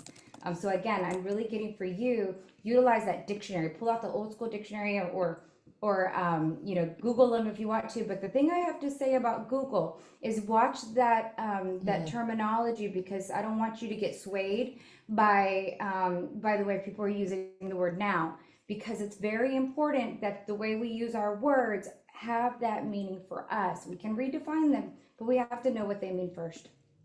And so I always say, go back to the old school dictionary. Thank you for sharing that. If you want to expand on that more, you can in the chat.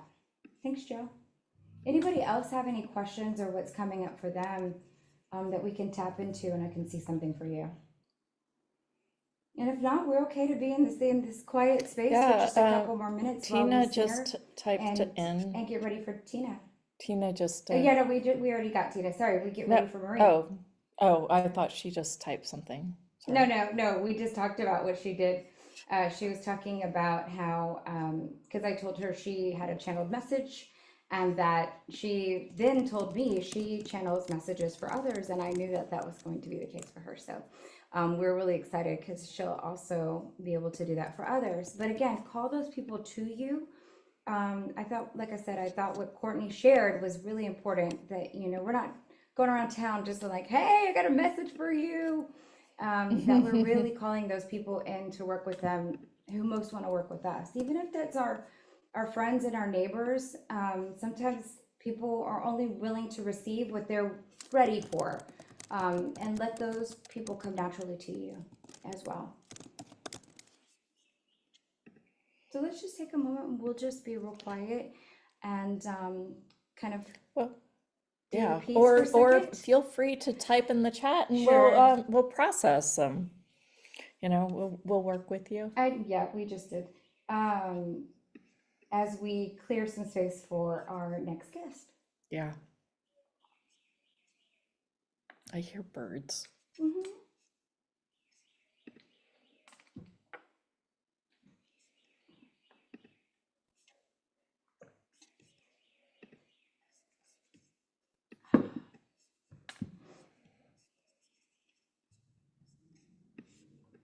Jeneth, I was listening to Courtney say, she goes, sometimes I get tired of hearing my own voice. I have that where, especially when we do these shows, and I love to talk. Like, that's my highest form of communication. For years, I believe it's probably more writing first, because you love writing. That's not what I gravitate to naturally. And when I was little, I was always the one that the teacher was like, Martinez, turn around, because that's my maiden name. Turn around, because I was always talking to someone.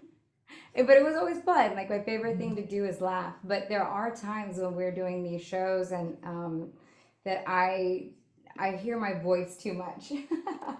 Oh, that's funny. So I had suppressed my laugh until I met my husband. Really? Oh, it was Tell me so about that. interesting. Yeah. When you said you like to laugh, because I laugh. now I'm like, the jokester almost, How funny. right? Yeah, I can't even imagine. I can't imagine. imagine I've worked with you so long that you'd even have that. Oh my gosh, they would watch like sitcoms at night, and they would like snicker, like, and we watch sitcoms now with my husband, and it's like this outroaring laugh, right? Yeah. Like this outroaring expression. And I always thought that was weird, that I had suppressed my laugh, that I had kind of like suppressed myself because my parents had. it probably took me about 5 or 6 years with Joe laughing at things Yeah, he's got a for big me laugh. to like actually like go, oh, it's okay, Oh, interesting. right? Now, was It was that was weird. subconsciously you were doing that? Like you had no idea that you were doing that Yeah. until you were in a different Yeah. environment. I wonder where there's other areas where we do those things, Yeah. right? And it's just as simple as joyous as a big laugh.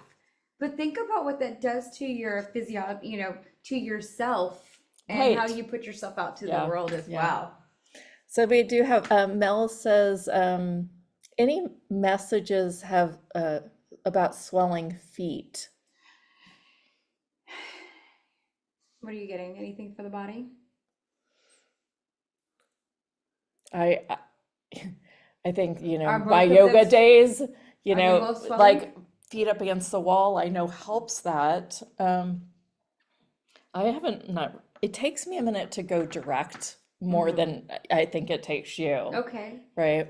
Well, because it just lands. Sometimes there are people Sometimes that it says- lands. So here's what I've got. Where does it feel? Okay, my first question is it both feet and what side of the body? The other thing that comes up for me is I keep getting like a mud feeling, like you're walking in mud because I keep getting like the swelling is so like not physically, but I keep getting an image of heaviness, the thickness, and that's why I keep getting the image of mud. So there's places you might want to explore. There's places where you're not really fully ready to step into. There's like a sludge that's really holding you back, and it's like in a certain specific area, maybe even, I don't know if it's career, that's what came up, but it's really like, oh yeah, it's like something that you are going to embark on, and maybe journey. Journey. The other word, yes. Yeah. But you are, so your body's creating that message for you of almost, again, that sludge, that mud, the thickness around your ankles. So you might want to check and ask your messages too of your body, like Courtney just showed us. What is that message that you have for me? And maybe with this little bit of quick little bit of facilitation, really looking into, I keep getting, maybe it's something around what, your next journey, but around maybe how you make money. So that might be, and it's something that's like kind of like deep down, you might have explored it once or twice, or you do have it in the back of your mind. That would be something to really look into, or just ask for more message around that, and really touch your ankle. Touch the outside of your ankle. Yep. Yeah, she said, yeah, trying to decide what career. Yeah, the career came Well, up. so anything with legs, it seems like if something is slowing you down moving forward or moving forward aligned, I find that often goes to those decision points. Like it's time to pivot. Yeah. Yeah. And because I asked the energy, was it something around relationships per se, but it wasn't necessarily that. And I really did get more around career. Now, there might be some reason and hesitation because of your relationships with other people, but I don't really get that was the full thing was the career thing. Cool. And how you make your money. Hi. Hi, Marie.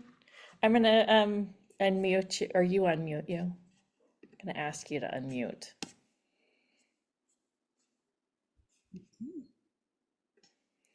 All right. Hello, ladies. Hello. Hi, Hello. beautiful. Hi. So excited about this conversation. You have no idea. I'm like giddy. Kitty. Okay. Are we ready to start the recording? Just Okay. push your computer back a little bit so we don't get the cord. Okay. Yeah. There you go. Let me move this here. I know So sometimes we get. last thing I need is for a huge voltage. I might get that just from the conversation. I know it. Yeah. All right. And you guys, just keep the chat going. I'm loving this. Keep it related on topic would be helpful though. All right, here you go, Marie. Let me start the recording and we will go. All right. Okay, you guys. Hello, everyone, and welcome. And I'm Jeneth Blackard. And I'm Leonka Reyna. And this is the Hot Hustle Show. And today we're talking to Dr. Marie Mbui, and she is going to enlighten us on plant medicine. I had stumbled across Marie back in 2019 for an interview, and we never ever had a chance to actually get hooked up together. And then after that, I got hooked up in working with her in with digital marketing, get like a totally different topic. And then we realized that, wow, she would be the perfect guest for this show. And I know very, very little about plant medicine. I've been a little afraid of ayahuasca. I think that's how you pronounce it.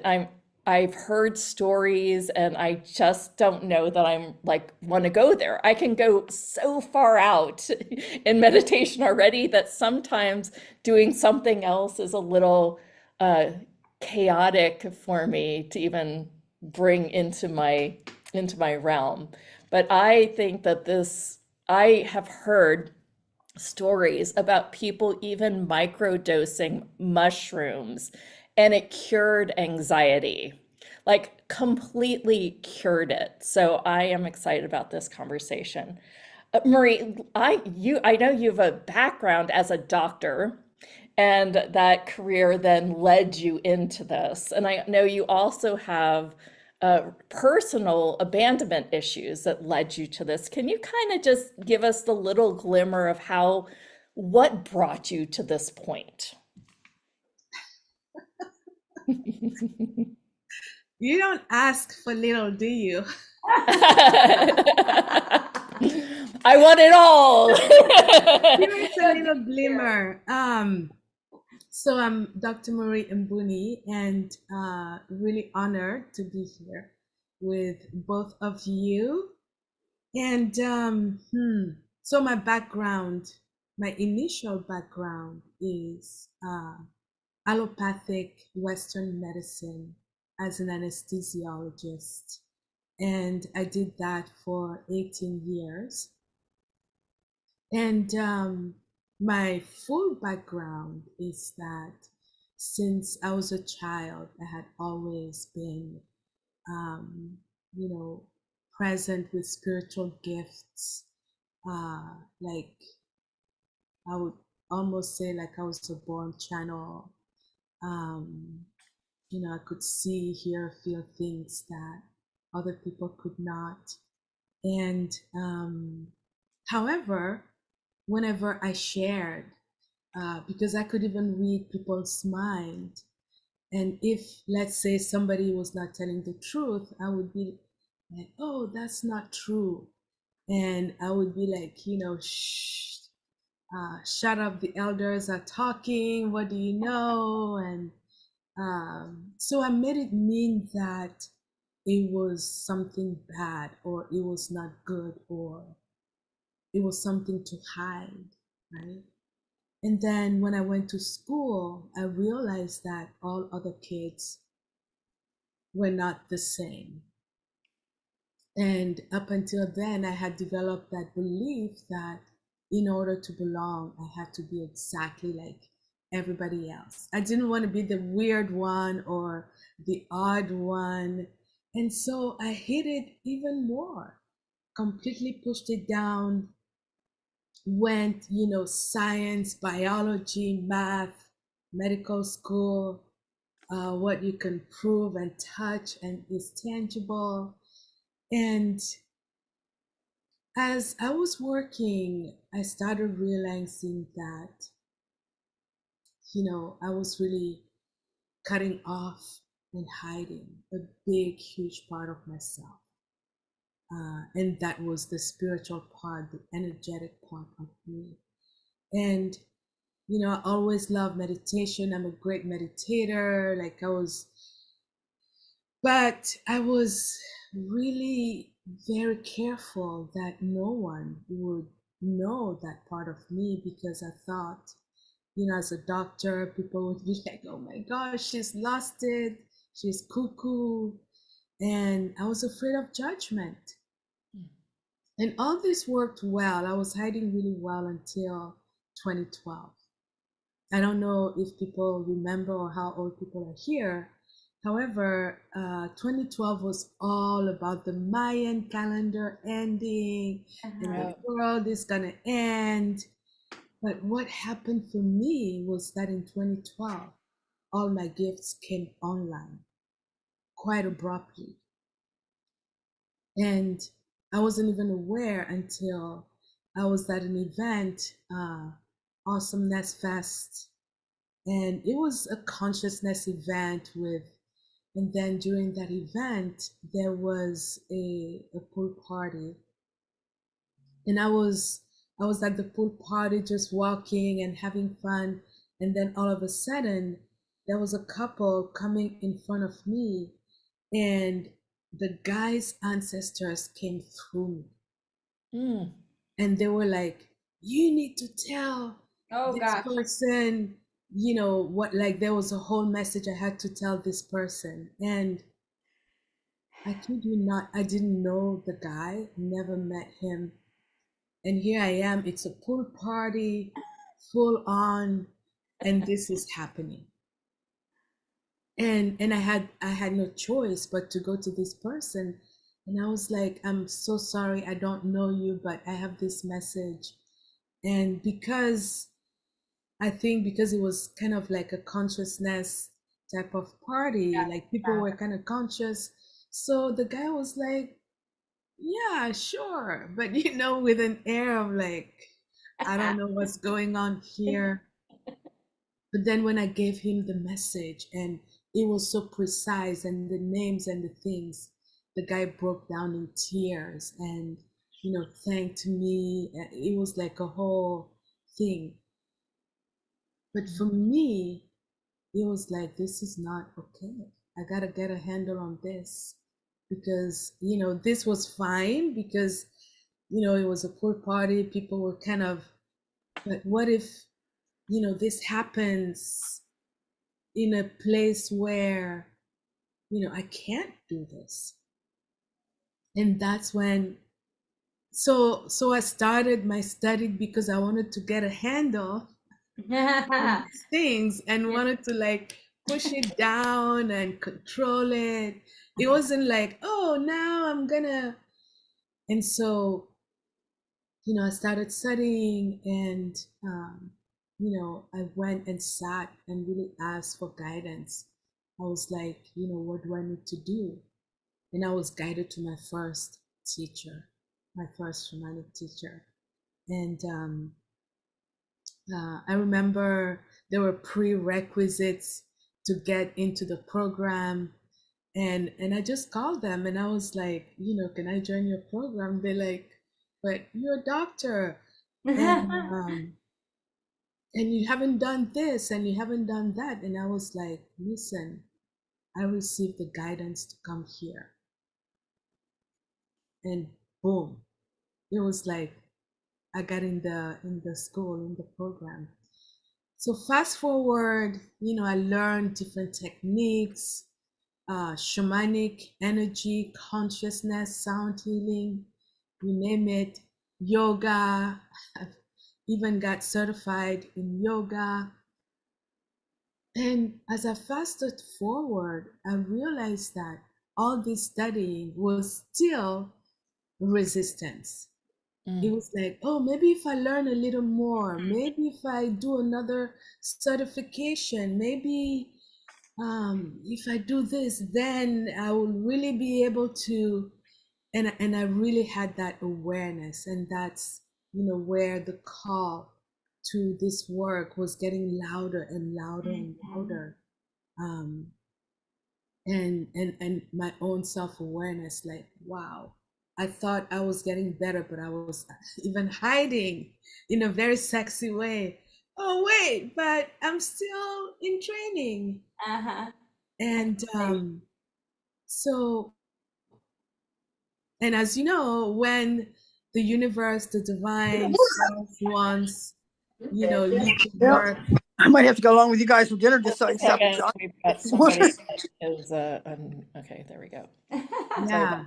So what happened is I got hit by a 2x4 at my job. There was a I've had one of situation. those. Yeah. So like, boom. I was even like there was a threat, not a threat. I don't know how to call it, but it was like, you're gonna be fired. Mm. And at that moment, I was like, wow, I've been giving my all to this job, this hospital, and I'm just a cog in a wheel. Like they don't even care. And at that moment, it's like something in me just let go. Like this hanging on, this, like, it was just like, I'm done. And when I felt like I'm done, I came out in my hospital, came out as spiritual. And like I started bringing crystals in my operating room and essential oils, and I was full on. But guess what? I realized that people already knew that there Innately. was something different.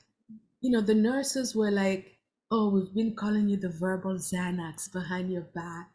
And How I fun. remember the director of surgery had his wife needed an operation, and he called me. He was like, "I want you to be the anesthesiologist for my wife." And these were his words. "I don't know what you do in your rooms, but people don't die and they wake up fine. And so, I want you to be Wow. the Wow. anesthesiologist." Mm. When I went to take care of her, I asked her, because at that point I wasn't even putting people to sleep by counting backwards, from 1 to 10. I was just like, "Would you like to go on a mini journey? Do you want a meditation to fall asleep?" Everybody said yes. Yeah. Nobody ever said no. Mm. And I asked the same thing to the director's wife, and she was like, "Yes, yes, yes." And she did fine. It was a very dangerous surgery, and I used like shamanic energetic techniques on her. And when she was done, she wrote a letter to the director of the hospital. Oh, I got chills. Mm. She was like, "This doctor did some metaphysical things on me and it worked really well." And like a letter of recognition and gratitude. And Mm. so all this fear I had up until then about, oh, what if people know? It was just Yeah. like Hiding. the last barrier just went away. Wow. But yeah, from that point, I continued to get these messages, and the last was like, "You need to get out of here. You are here to work on many people, not only one person." And that's when I said yes. After that 2x4 and situations. So yeah. Wow. Well, and one of the things that you mentioned that kind of threw me for a little tumble was shamanic healing and energy healing are very different. And I was like, oh, let's talk about that because I hadn't really ever separated the two. And now I want to know what the difference is. Hmm. Yes, it's both are techniques that use energy, but shamanic healing. If you want to compare that to energy healing, it's a little bit like energy healing uses like a laser beam to work on something, and shamanic healing works like a scalpel where you actually go and like get it out, right? That's like a graphic um, representation of both. Shamanic consciousness, like there's such a thing as shamanic consciousness. Energy healing actually uses different frequencies, right? It's more like energetic frequencies. Shamanic healing goes in different realms of consciousness, the underworld, the upper world, the middle world. It goes in nature, works with nature, right? Yeah. So, although both are very energy based, they just work at different levels of consciousness. Yeah. Yeah, that's great. Okay, let's dive in. Yeah. All right. So I know that you do these retreats with psychedelics and things like that. Tell, for those of us that haven't gone down that path yet, why don't you start and tell us like what really can happen, especially in healing trauma when it comes to this type work? Yes. Yeah, I just So, For some reason, she just keeps unmuting. I don't know why. yeah, I don't think it's for us though. we are not going to be interrupted. So, the thing about trauma is that it's so different for everyone, right?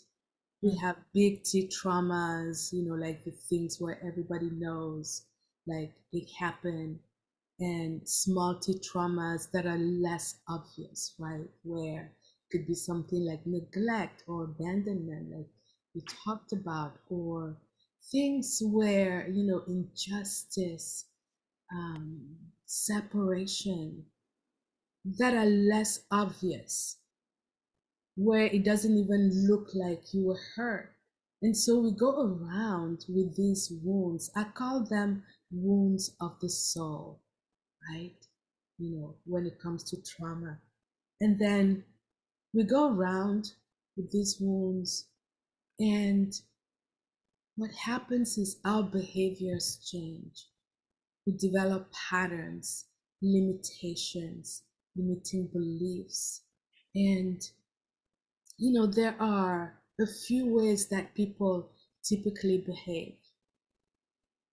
It's either fight, flight, freeze, fawn, where we start to people please, the people who are our perpetrators, but we don't realize it, right? These are mechanisms that we develop in order to survive. Mm. And so, as you both know, the subconscious, the brain, the mind is something that is not easy to access and change. We all know that.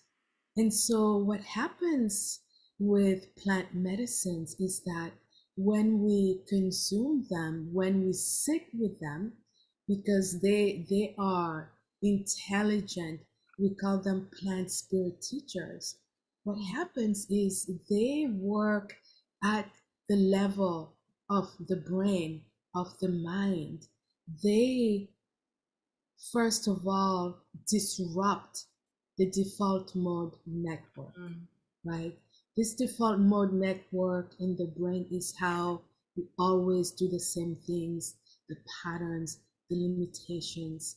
They work on specific receptors that, can help us access, number one, access what happened, right? I've had so many people who come to my retreats and then they sit with the plant medicine, with ayahuasca, and then they're like, oh my gosh, I was abused when I was 3 years old and I didn't even know, right? We don't know. And sometimes, even when we know, we block it because it's too painful. Right? And so it can help you access events. However, it's really intelligence. They are intelligent. They only help you access that when you are ready, right? When you are psychologically, emotionally, energetically ready to be able to face those deep pain or anger or grief or sadness or even shame, right? Yeah. And you know, many people, like I remember that one of the things that always really made me have a lot of pain for humanity, for our population, is that there is not one day in my 18 years as an anesthesiologist, I did not see someone in some type of medication against, you know, anxiety, depression. Not one, every day. Yeah. People are It's on something. Like more than 50% of our population is going around with some type of wound of the soul, wound of the heart.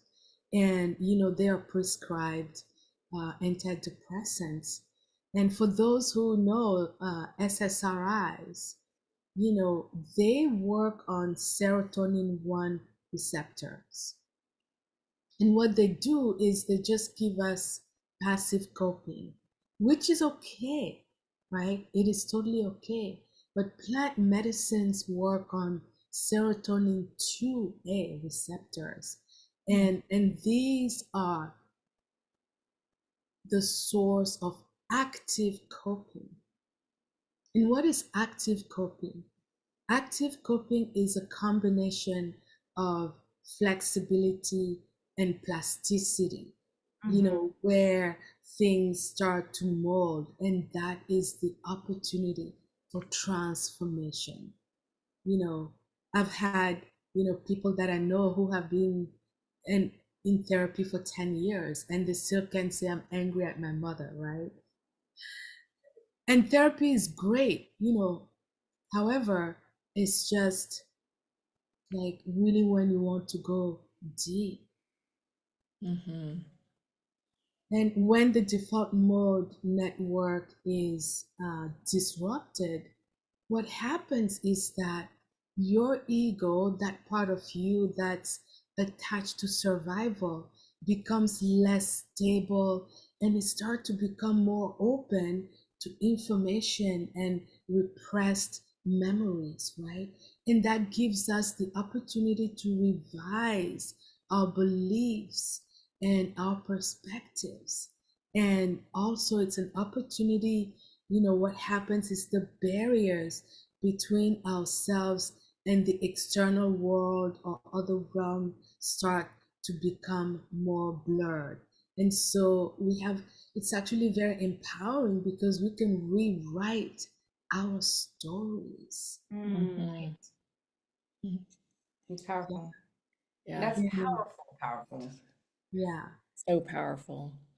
Well, I'd like to take some questions from the callers. And before I do, Marie, you work with several different plant medicines, or can you talk a little bit about that? Like what specific, and maybe even share like some of the outcomes that happen to people after they've been through an experience with a plant medicine. Hmm. So I work with ayahuasca, I work with psilocybin, which is mushrooms, and iboga very rarely, but I was initiated into iboga at the age of 14. So plant medicines call you, right? You don't decide that I'm going to specialize in this. They choose you. They are the, you know, like the Yeah. Yeah, we get initiators. that. Yeah, I get it. Just Yeah. And love it. then um so mushrooms, they told me that they open portals. They are the little grandfathers I love them so much. And they were, you know, the first plant medicine I sat with. Um, and I had so much healing in a, I want to say, in a gentle, you know, grandfatherly type of, uh, in a, yeah, that way. However, I didn't really at the time uh, access the deepest roots of my I didn't even know that I had any wounds of the soul as well. I just thought, you know, on the outside, I looked amazing, successful, right? Not that you cannot be successful if you have wounds, but then you are not whole. Because for me, healing is about coming into wholeness. And then I sat with grandmother ayahuasca, and that's when I really, whew, I have had so much healing with grandmother ayahuasca. That's when I was really able to go from me, even healing my lineage, healing my ancestors, healing humanity. It's like in some journeys, it would be like in this journey, we are just going to go and work, you know, on what's happening in the world, like child prostitution, or, and then spiritually, I would be guided to those places and just bring healing. Um, and so it wasn't just me.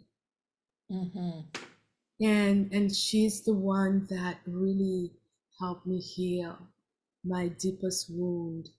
Um, you know, my wound of abandonment is about my mother. And you know, I remember one of my journeys, I was there and I was working on that. And then she was like, "Child, I have been your mother all along." And I was like, "What do you mean?" And then she showed me my life at very specific points. Like, remember the choice you made here? Remember when you went this? Remember, she was like, "I was with you all along." Like, I was a child. I didn't know ayahuasca. I didn't even, I had never heard anything about that. Yeah. Like, every point of my life.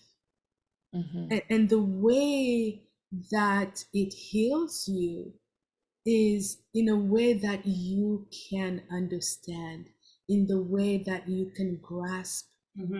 It's really about repair.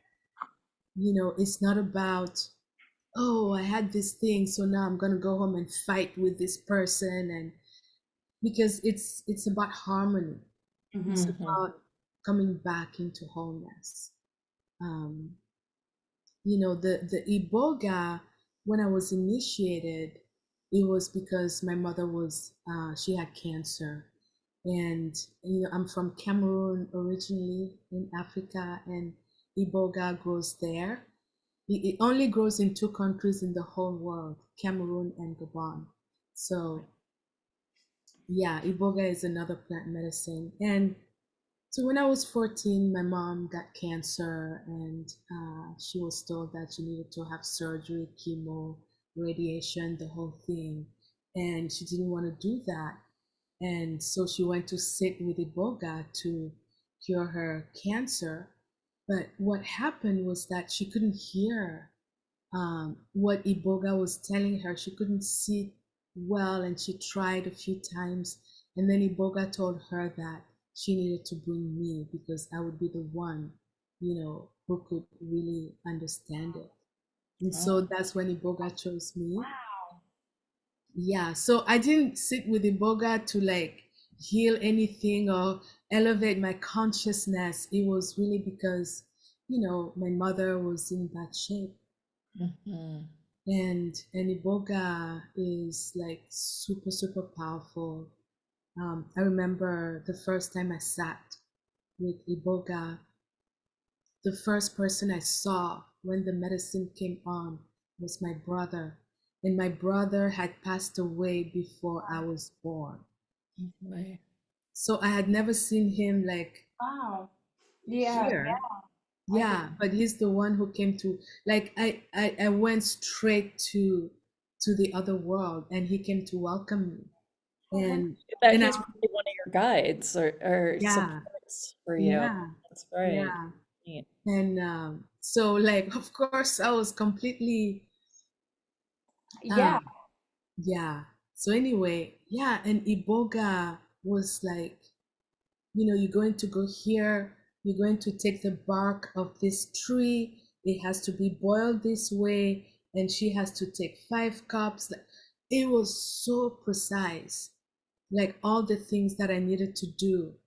Because Iboga, I haven't talked about this, but every plant medicine kind of shows up in different ways when you are inward in this journey. Iboga is like up in your face, straight answers. It's like a black and white TV with, so it was really like directives, like number one, number two, number three, you're gonna go there, you're gonna turn right, and these herbs have to be mixed with this. Uh-huh. And I could remember all of that. Wow. And she actually did in fact heal. Wow. Yeah. And ayahuasca and psilocybin, like when they come on, there's a lot of fractals and sacred geometry, different realm. Like, many really have the experience of interconnectedness of the universe, of meeting source. Some Mm. people call it God, Allah, Buddha, the one that is supreme being. um, I have been shown the creation of the world. It's insane, it's mind Yeah, blowing. it is cool. Yeah. Oh my gosh. It makes me want to do it now. You can do it with me. Yeah, it has nothing to do with meditation, because meditation is like you reach specific uh brain waves, right? And yes, I go far, like, I go to the cosmos, to the stars, but there's a it's like with plant medicine, there's this immersive, direct revelation, direct experience where you are one with what's happening. Yeah. I don't even know how I can explain that. It's like Yeah. you are Well, the we've star. had experiences that we are lacking words for. Yeah, Yeah. it's like ineffable. Yeah. Well, let's take some callers. Questions, yeah. Yeah, some questions. We've got a lot on the chat. One person asks, Andrew, will you work with people that are on medicine currently trying to get off? Oh, that's a good question. Yes, so it depends on the type of medicine.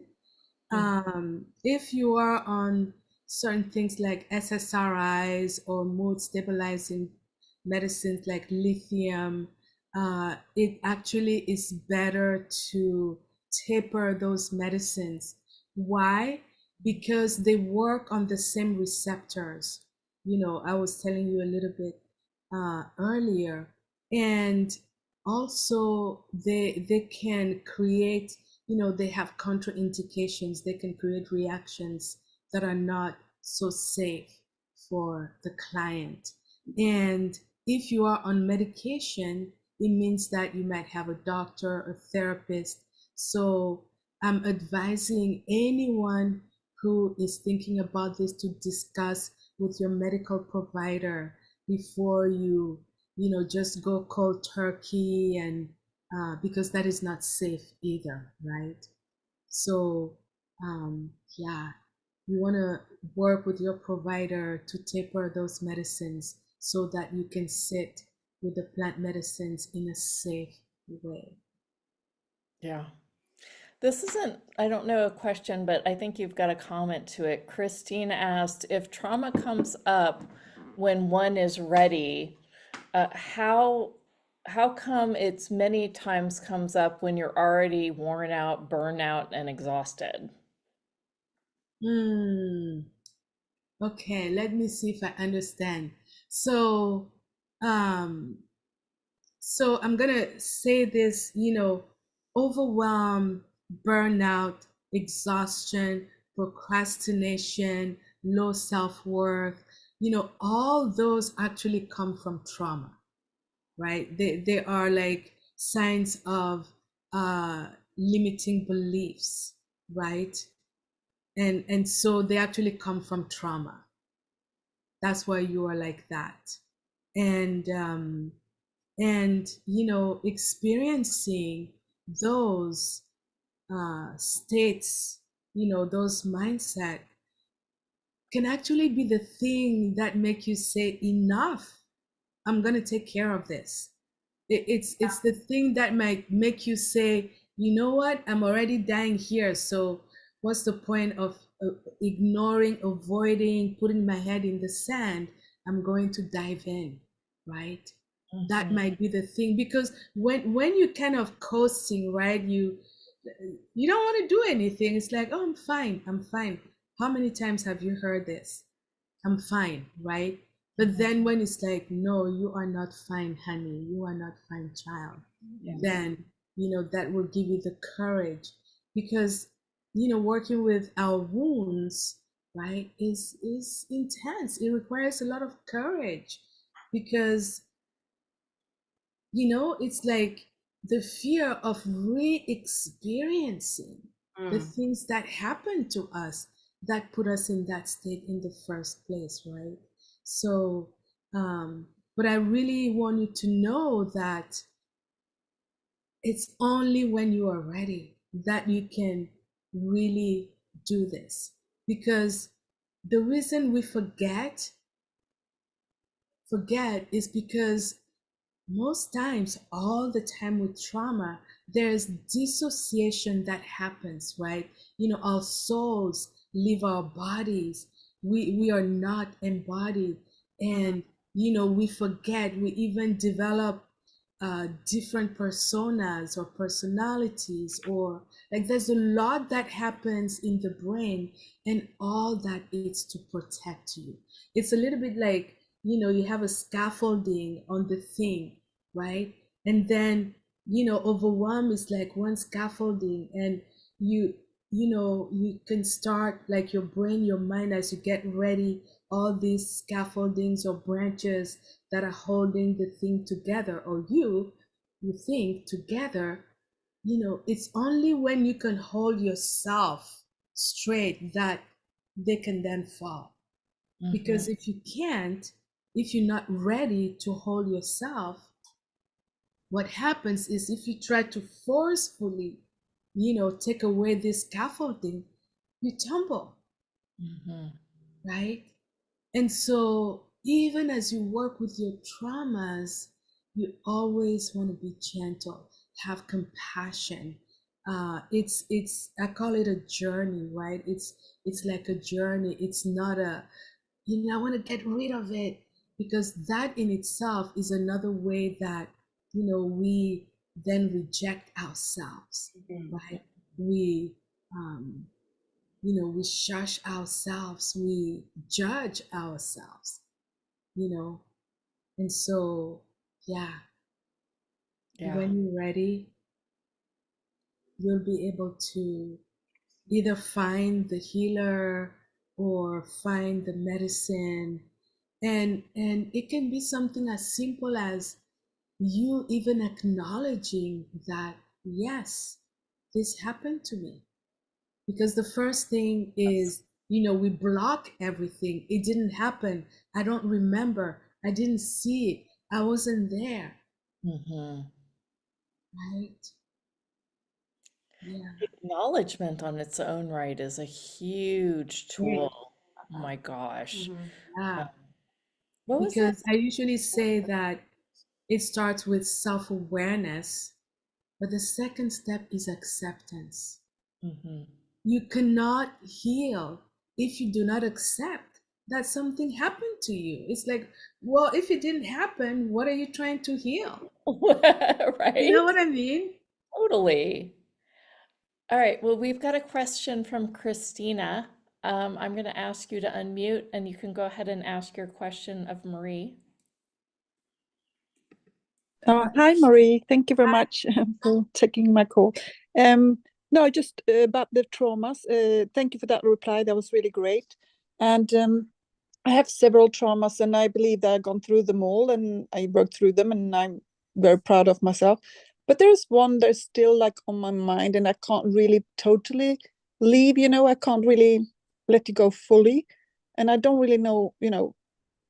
Why is that still lingering on there? Why can I not let it go fully? Is it because, as you say, I didn't accept that it is happened, or why, why is that? Okay. So,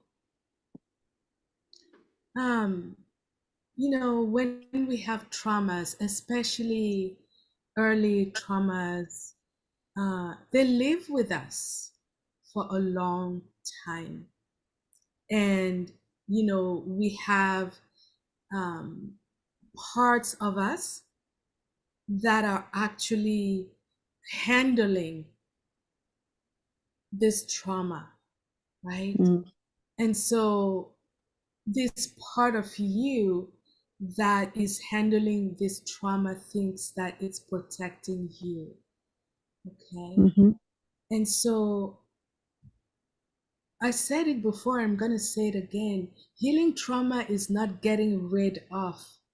No, I know. Yeah. And so when you have a part of you that was disassociated, that left, like, we need to ask permission.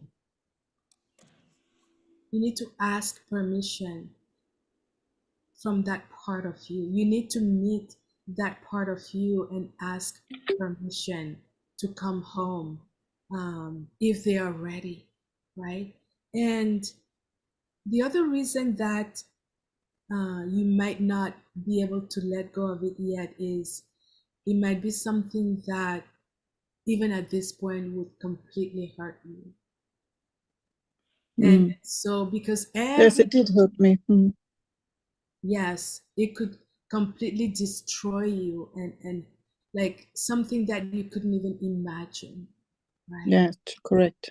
And so healing is not trauma. For me, it's not about knowing exactly blow by blow what happened to you.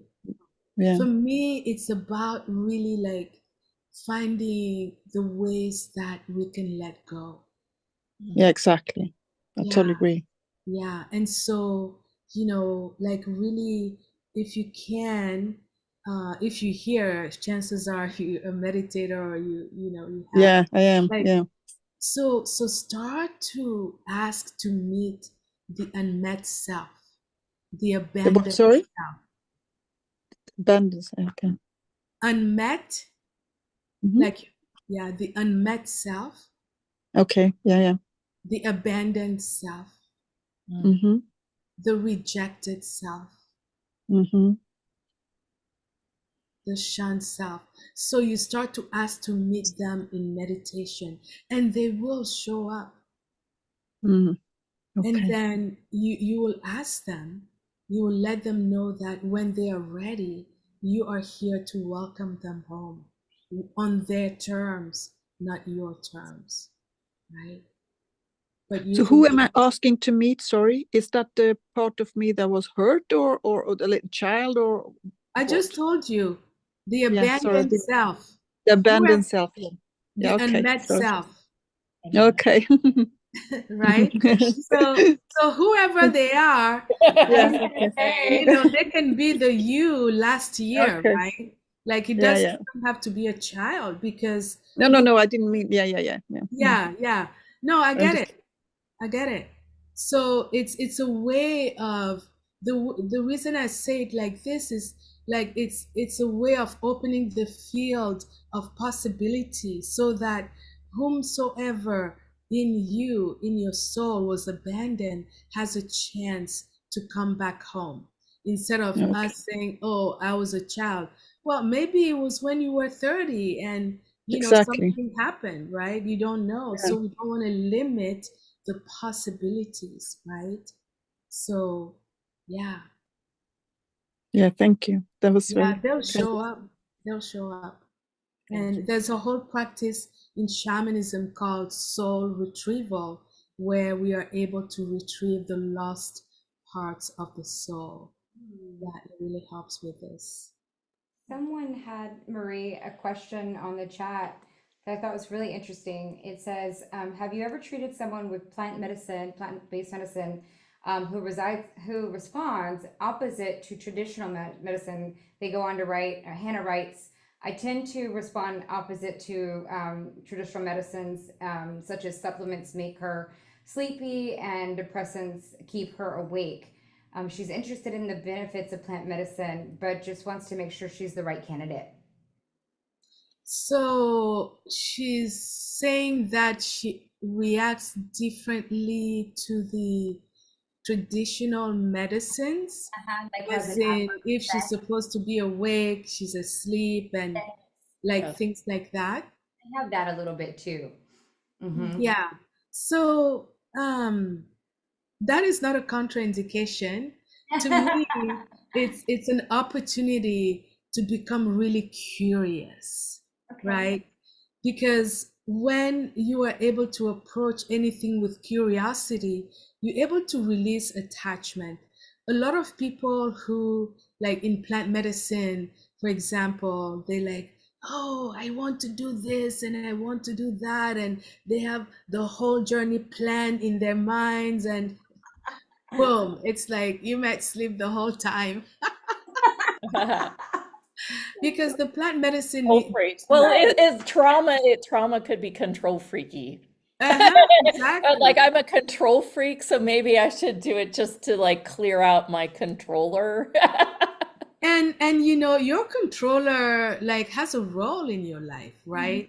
And like I have a whole thing that I do with controller, the inner critic, where I take people in shamanic journeys where we start to have agreements, and because they're all here to help us. Like I love the mind, I love the brain, I love all this protection, right? However, what I postulate is how can we live a life of harmony with those parts of ourselves, right? The critic, the control, like that's what it is about. It's not about annihilating them or kicking them to the curb, because they've been protecting us all this time, right? So when it comes to plant medicine, getting curious, and in the plant medicine will, they probably will be able to show you like, this is why you react this way. This is why, because when we have traumas, like there's a degree of hypervigilance, right? We don't want to lose control. And most of the times when we don't know exactly what's going to happen, all our defenses come up. Like, I don't want to lose control. What's going to happen? Who maybe something will happen to me, right? All that fear, that subconscious doubt starts to come online. And that's, where things can be different from what you expected. But yeah, it's not a contraindication. It's an opportunity to explore. I love exploration. I love potential. I love possibilities. And there's nothing to lose, because even if you don't have any visions, even if you are awake, because being, in altered states of consciousness, like I say, it's not about getting, blown up into the stratosphere. It's about being here. It's about being present, right? Because the one thing that happens in meditation is like we take off. Like the minute you close your eyes, off you go. And you're not even present. But with plant medicine, it's like you are here doing the work, deep work, I right? get that. The more you talk about it, the more I really get that is the Yeah. there. And so no matter how you react, it's really about, what is the way that the plant medicine will help me in the way that I am? Because no two journeys are the same when it comes to two people or ourselves. I've never had the same journey for years. Never, never. Because it always reveals what you need at that time. Yes, it gives you what you need. I'm gonna really be vulnerable here. So I had a journey where it was with grandmother ayahuasca, and she was working on my brain. She was reformatting my brain, and it was like bzz, bzz, bzz. Like it was kind of like that, right? And I wanted to pee, and I wanted to pee. So I was like, grandmother, I want to pee, and she was like, sit, I'm working, right? Like she was like, sit, I'm working. Then I was like, okay.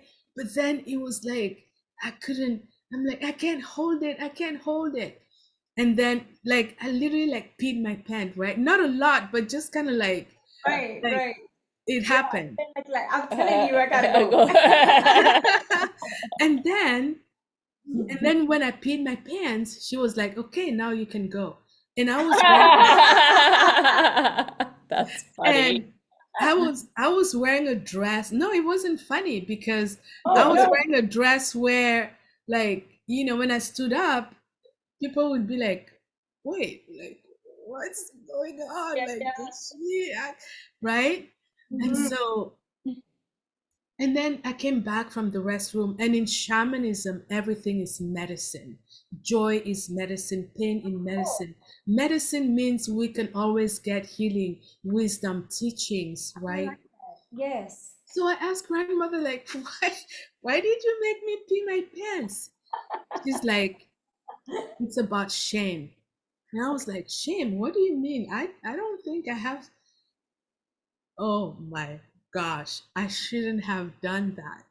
Because I was like, I knew that, I had some anger that I had worked with and sad, but I was like, shame, I don't really think that I have so much shame. And first of all, she was like, I made you pee your pants because shame is really hidden. Like, if I hadn't done this, nobody would have been able to see that it happened. Right? Because a lot of the stuff that happened in trauma happens in silence. Nobody knows. Or even when people know, they say it's silent. They don't talk about it. They don't share about it. And then she showed me my life. She, like, when I was a kid, my parents were divorced, which is when my mom left. And she was like, she showed me a scene where there were kids, I was with them, and they were talking about their mommy and their daddies. And I didn't say anything. I didn't say anything because I didn't want them to think that I don't have a mommy and a daddy. And ayahuasca was like, what's that? Interesting. It's shame of Yes. being different. And so she just showed me like all the spaces and places where I was carrying this shame unconsciously. I didn't know. Right. And so she was like, today we are going to heal shame. Whoa. And then after me, it was like my feminine lineage. And then it was like the women of, like, on earth. Like, I was sitting in a pile of shame, like taller than a mountain by the time I was just like surrendered and like, yeah, like this is the shame of the world. Interesting. And it started with making me pee my pants. So you actually never know where she's gonna go, right? Like, you never know. Yeah. Well, and I guess embarrassment is also in there, Of right? course. Like there's so much with that. Right. Yeah. Layers. Yeah. Layers. Layers. Amazing. Yeah. That's That could also fascinating. go back to childhood stuff, where you actually were learning and potty training and all that stuff. Wow, that's cool. Yeah, absolutely. So anyway, what I'm trying to say here is that, although like at that time there was a little, like people couldn't really tell, it was just a little, right? It wasn't like a, but it was to bring awareness that you don't even know you're carrying all this. And then the feminine, and it was like, yeah, and we started doing that work, right? So you never know. Wow, that is so cool. Like the plant medicine use everything. Yes. So you might be like, oh, I didn't sleep. Yes, but maybe, something else was happening. And that's where all of a sudden you can unlock, right, your message, your healing, your transformation from that experience. Yeah. Well, I want to take another caller. We've got Stephanie who's been patiently waiting up here. All right, Stephanie, you're up. Unmute yourself. There you go. Hi. Hello. Hey. I love your mountains. Oh, thank you. They're really close to me, and I'm fortunate enough to live in the mountains, so it's beautiful. I have a question. About 7 years ago, I had a DMT experience. I had tried it, and it was just so precious. I learned so much in such a little time. And since then, I felt really called to work with psilocybin to understand more about my ADHD. And I was wondering if what you thought as far as the effectiveness of that. And does ADHD usually manifest from like one of those core soul wounds, or is it more of a stress response and, to our environment? It's all of that. It is. Okay. Yeah, as you know, right? You actually kind of know, where your ADHD might be coming from. Yeah. Yeah, So, and like I said here, I'm not really interested in knowing exactly why, because why kind of rhymes with wine, right? Not that you're whining, but like why questions to me are not really powerful. It's like what, how, those types of questions that you are already asking yourself, Stephanie, which is, you already took action, you sat with DMT and you want to go forward. This plant medicine can really help us, right? Right. And they can help you, like it could be microdosing is what has been, and it's still being studied, even by the government, the veterans, ADHD, traumatic brain injuries, CPTSD, PTSD, these things are being studied. And so what I would say here is that really hone in your quest, in your willingness to bring healing to yourself, right? Not retaliation, not, yeah, that's how I'm gonna say that. And in your willingness to be open to possibilities, plant medicines really do help a lot. And the other thing is that for now, what I would like to recommend is, to start to connect to those parts of you that behave that way, right? Those part of you that felt like ADHD was the way to deal with whatever happened, and really starting to know those parts of you, starting to accept them. Because sometimes, not sometimes, most of the times when we have a diagnosis, we want to reject it, or we react in a way, we are ashamed, embarrassed. It's like, I'm a grown person. How can I have ADHD now? Do I, right? Like all these questions, they are totally normal. But, welcoming that part of you and really being like, I see you, I hear you, I feel you, I feel your pain. I feel your sadness. I feel your anger, right? Yep. Yeah. That is so beautiful. I love that. Thank I'm you. so ready. Yeah. Yes. Awesome. Oh, that's Awesome. why we're doing this here. Thank you. Thank you guys. Thank you for your time, Marie. You're welcome. You're definitely. All right, Marie, gosh, this has gone so fast. But you put together a really cool package for us. Oh, I didn't even get to spirit animal stuff, but I did want to share it with the audience. And I would like you to go through it with them and tell them what you're really going to learn. And I think we should also probably talk a little bit about how to have a live experience with you, right? I mean, you do that, right? No, I'm just kidding. Yeah, but let's start with so what I prepared for the audience is a multidimensional lineage and generational trauma series.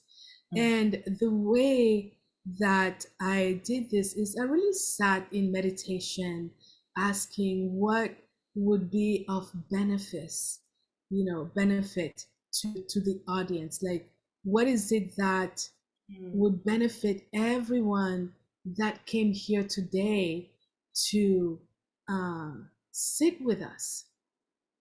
And I shared my own experience of healing where it went from not even aware that I had any trauma to realizing that, wow, there's so much here, right? And so, the first item is multidimensional generational trauma healing journey.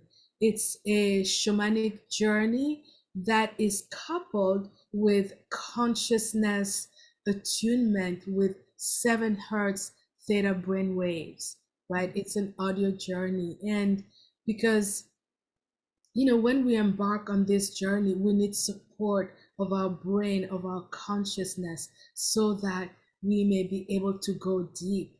And it's really about reclaiming yourself, empowering yourself. And also, what people don't know is that we receive trauma from our ancestors, from our lineage, right?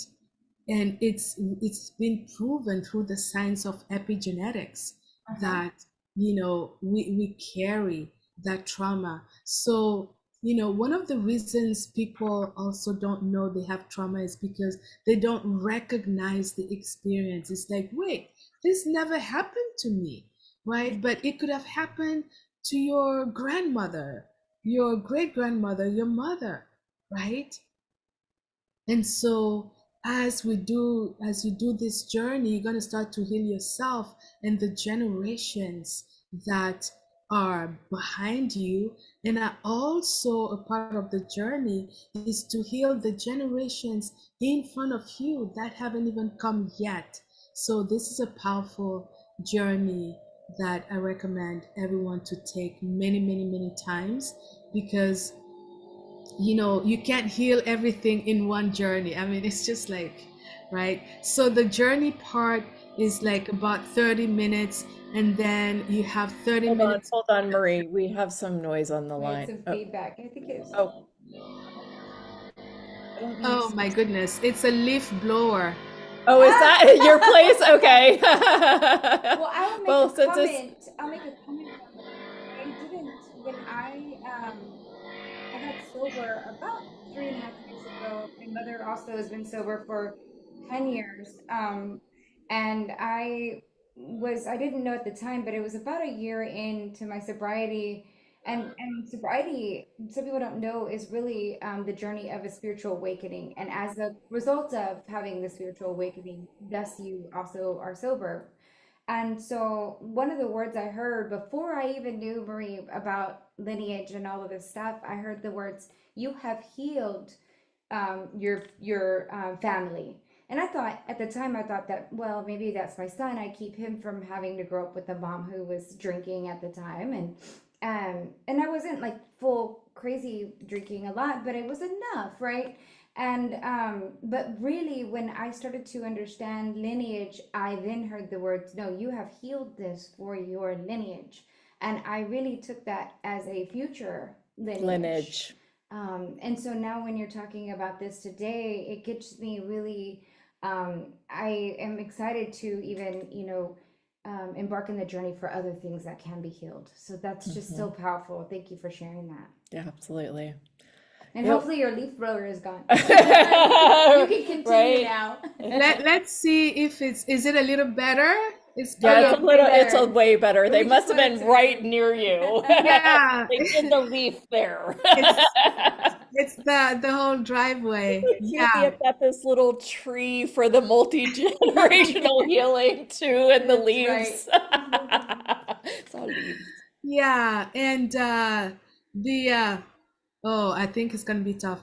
The next item that I have for you is shamanic soul and destiny retrieval to free yourself from the bonds of hopelessness, right? I touched a little bit upon it, where we lose parts of ourselves, we lose, parts of our soul, we disassociate.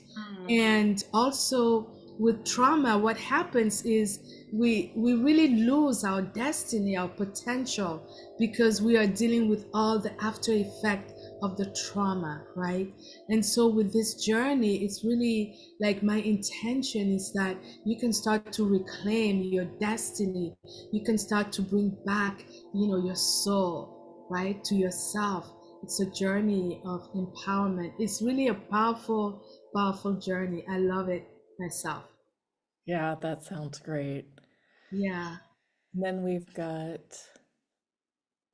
number 3. The shamanic art of psychic self-defense. And Wow. so, everybody here, I'm sure, you have been in a place or with a person, and then you go home and you're just drained. And you don't even know why. Right? Or you don't feel right. It's because, we live in a world of energy. And when we are not in a place where we can really be in sovereignty, in self-authorship, what happens is that our energy field can be, I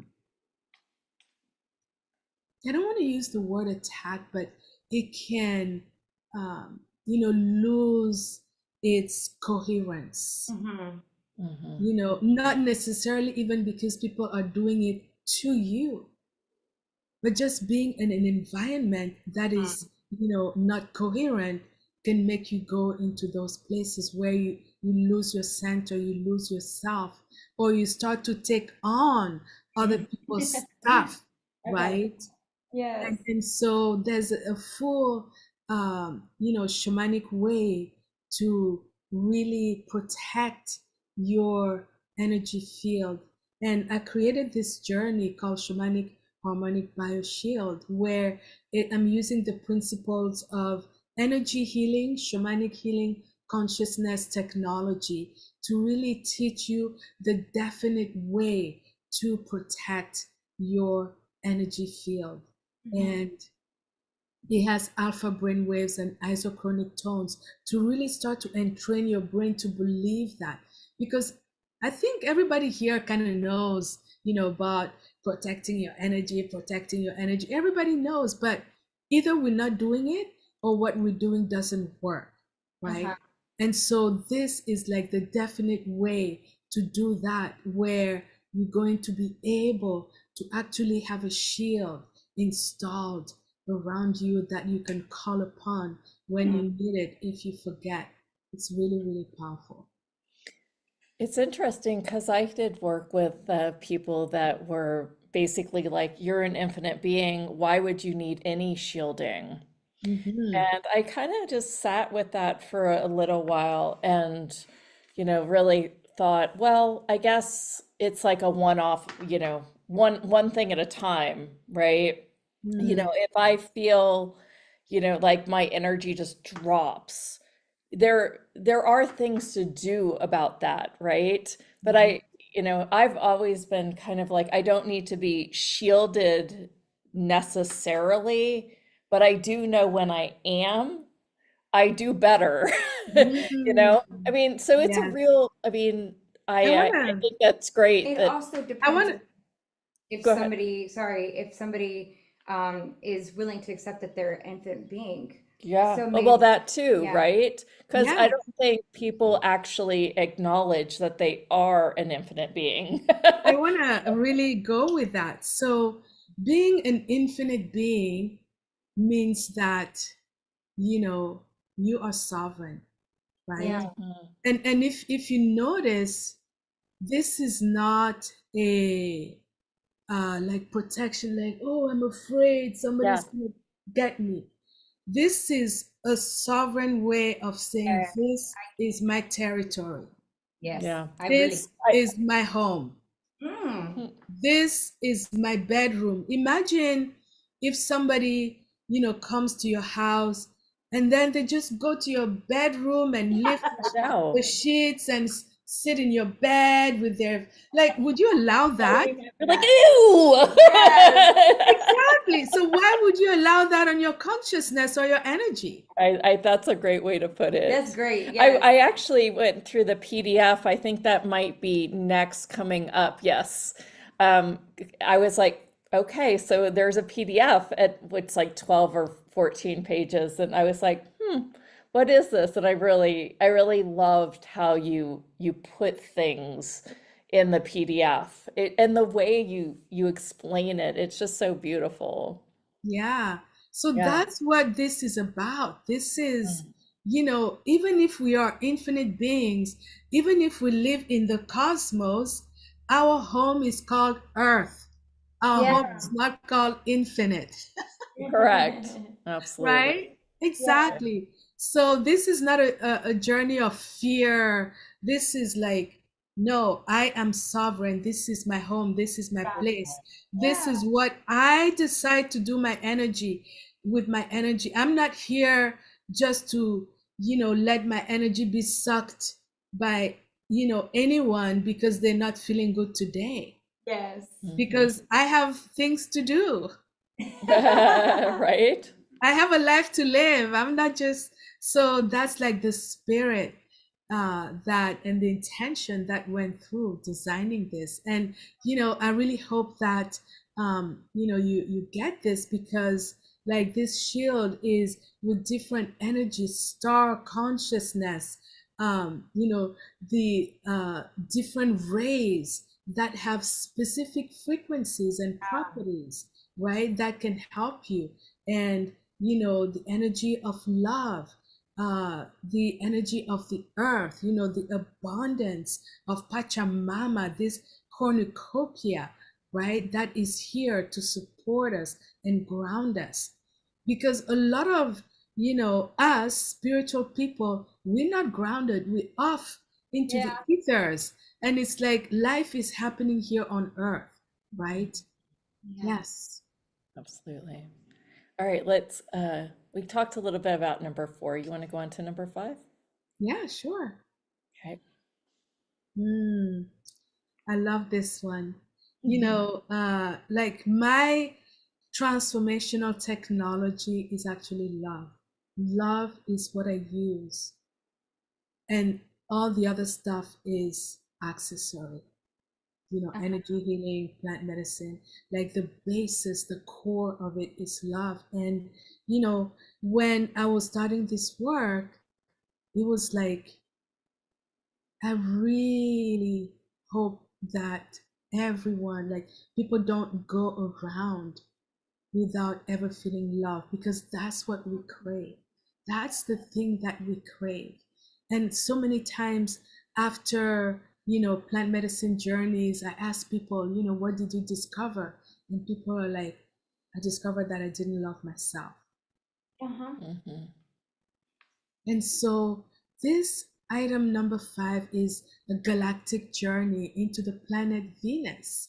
And the planet Venus is really about awakening and embodying the infinite possibilities that we find, in the consciousness of Venus, which is, the goddess of love, of wisdom, of unity. This is a sacred quest. This is,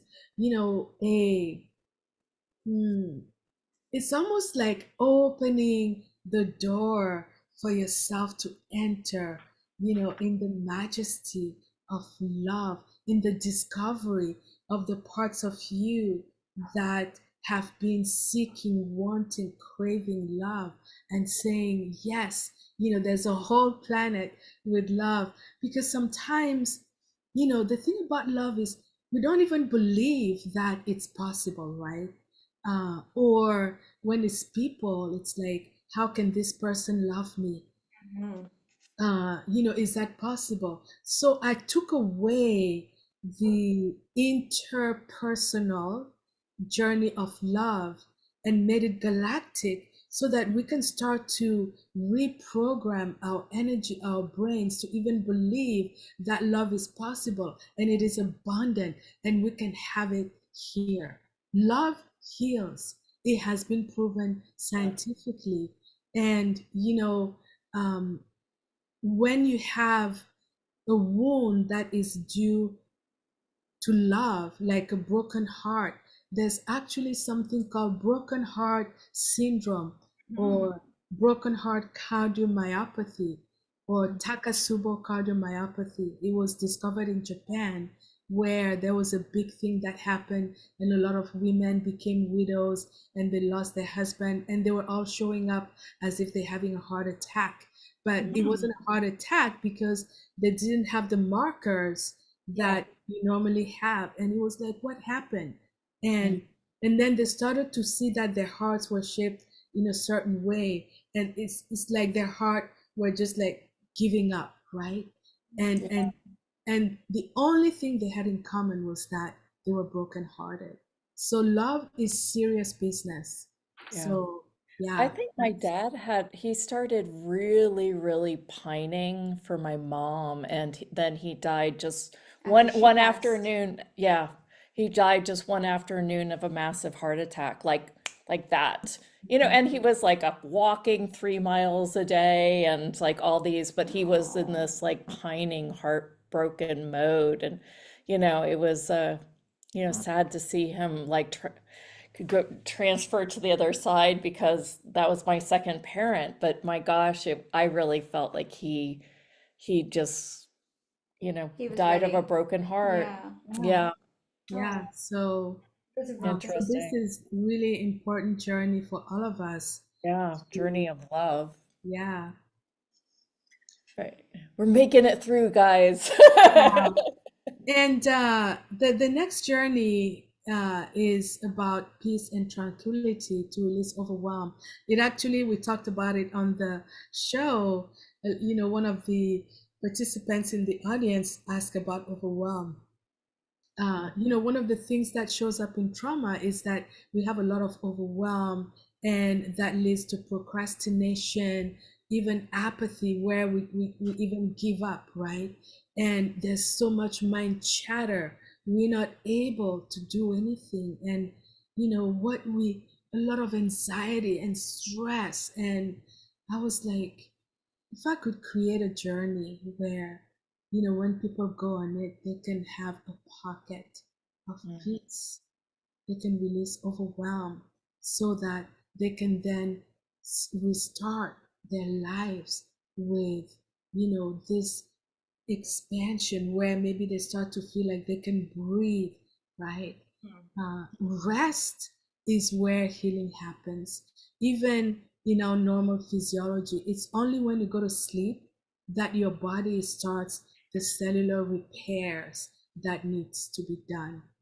Or when you work out is when you rest that your muscles recover. So we also need That's that. also, I always thought when you go into those deeper brainwave states, when you rest as well, Yeah, that gives your body a chance to recover and absolutely. heal. So fabulous. And then there's a companion PDF to that. Mm-hmm. Mm. Ah, and the last one is what I call From Shame to Self-Love with Alpha Bliss Brainwaves. So this journey, Ooh. Sounds You know yummy. what? I'm downloading this package and I'm listening tonight. so this journey really, I mean, I told everybody here about my journey and with shame and everything. And shame is something that we don't know we have or that is silent and that can prevent us, from loving ourselves, from appreciating ourselves and from, receiving love. And so, this journey is really about reformatting your brain. The beginning of the journey is you're not going to hear any words. It's just going to be this brain waves kind of working, and then I'm going to come in and with like subliminal affirmations about self-love to reprogram your brain. You don't need headphones, but yeah, it's really about that. Beautiful. It sounds beautiful. Wow. You've outdone this. My Yeah. gosh. Um, and then there's Spirit animals. yeah, well, I wanted the spirit animals from our pre-conversation. I That's was kind of right. hoping we'd go into that. Um, Yes. so I asked specifically for that. Yeah. So discover your spirit animal is something that I really invite you, in shamanism and even energy healing. There are different types of guides, right?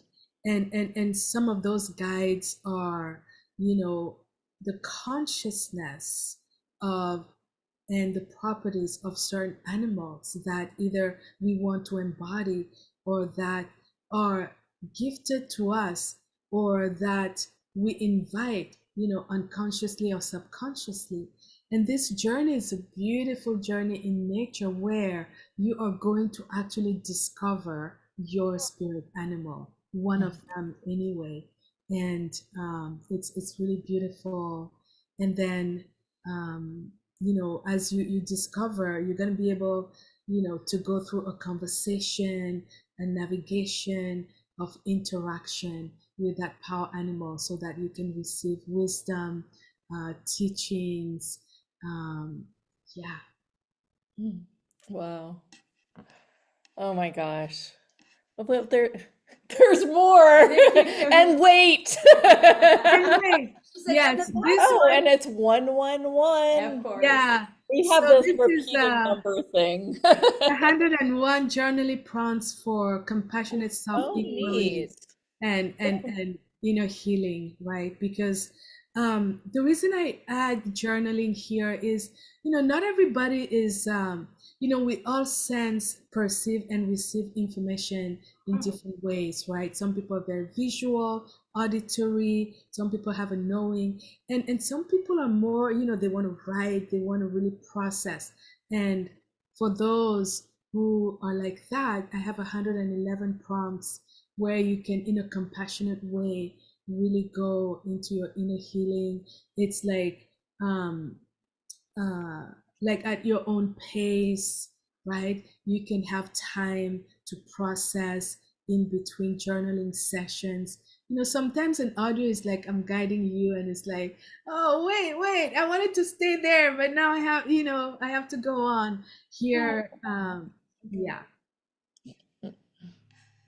I know that I asked for a lot, but These are bonus interviews that I had in the past for those who are interested to listen more about me. They're not really like created but like great conversations. Good topic. Yeah. Yeah, with like podcasts and the Shift Network Summit.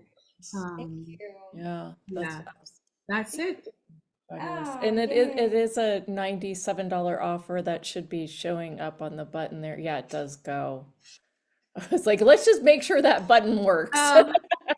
I'll change that, you guys. But yeah, wow, wow, wow, That wow, is wow. very phenomenal. Mm. Thank you, thank you, thank you. I just speaking with you, I already feel the shifts because of the energy that you are. Yeah, Yeah, you be this. yeah, You know, for sure. it's very clear. You know, some speakers, you know, just talk it, and there's others that just are it. Very embodied. And Yes. you're so embodied in that way, and it's really beautiful. I mean, somebody said on the feed earlier, and I wanted to say the exact same thing. I could listen to Marie all day. And that's because she's embodied that That's way. because, Yeah. yeah, she makes us really present. Doesn't matter what Yeah. she says, she just bees it. Yeah, I can And gather that. I just thank you for being it. I feel like sometimes I fall in and out of being. What happened to our camera here? Hey. Hey, come back. Hey. All good. I think we're probably Well, you gonna better wrap wrap anyway. There we are. Oh, we're frozen, but that's okay. I'm frozen like this. Let me grab my computer. At least it's a great image of, Working, Prince right? image. Sometimes they can be Yes, Like, not cute. then nobody even saw that face I made. yeah. Thank you so much, Marie. Thank you guys for being a part of the feed. And wow, Marie. And if you are looking for the link on the replay, you can find it on YouTube in the caption, and you can find it on our main replay page. It's somewhere on that page. Thank you so much. Wow, what an amazing day. And I'd love to hear some of your takeaways in the chat. Or you can write us too. Or you can email us. Yes, I always love hearing those, and we share those. And for anyone that writes in their comments to us, we'll be doing some drawings next week. So to get entered for those drawings, be sure to send us your messages. We want to know. It's at team@hothustle. Wait, it's spelled here. .com. I'll spell it in the chat. Team@hothustle.com. So thank y'all for joining us. Go ahead, sorry, okay, you go. No, I'm done. So next week we'll be back Monday through Thursday, same time, same place. So have a great weekend. Happy listening to all the replays of this week. And Maria, it's just an honor to have you. Thank you so much. Thank you so much for having me. And it's just been an honor. And it's been great to interact with the audience live. Yeah. Thank you, Lianka. Thank you. Yeah. All right. Well, we're officially unrecorded and out. That will end up on the web anyway. I know that'll end up on the web anyway. So, Yeah.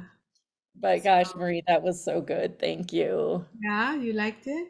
Yes. Yeah, I just kind of feel so present. And so tonight, let's not talk too loud though. Tonight's my daughter turns 18 on tomorrow. And so today we're going to the Carvana vending machine, and she gets a little coin that she gets into a slot, and the car comes down in the Carvana vending machine. And that's like her big birthday gift this year. I also got this big bow from Amazon. So I hope to share some of that on Instagram tonight. Some of the behind the scenes of my life. It's a big year. Yeah. Oh, your baby's cute. I mean, I remember Can you believe my little baby is, my youngest is 18. Wow. She used to come hang out, and she'd always give me these big hugs, and she was like little girl. Yeah. And now she's all grown. She's Now still she's fun. all She's grown. still she's still like she still lets me got love to- on yeah. her. Yeah. Yeah. She likes ghosts. Uh-huh. Yeah. So I think She falls along this line of ghostiness. We froze again. We froze cute though. Yeah, good. Oh, there's somebody who's asking about how do Yeah, they they get bought the the package. You guys, I will email it to you. I have to fulfill the order for it to actually come through to you, by the way. Hmm. Yeah. Oh, good. Joe said that he changed his mind about plant medicine, felt it might be dangerous, but not so anymore. I'm glad that you're able to facilitate that for us as Yeah. well. Yeah, Yeah, thank I you. feel the same way. I kind of want to do a journey with Marie at some point. Yes, Yeah. Oh, Doesn't yes. that sound fun? yeah. Well, we're still frozen, so I guess we'll Yeah. sign off. All right. Bye, Bye, Marie. We'll talk guys. soon.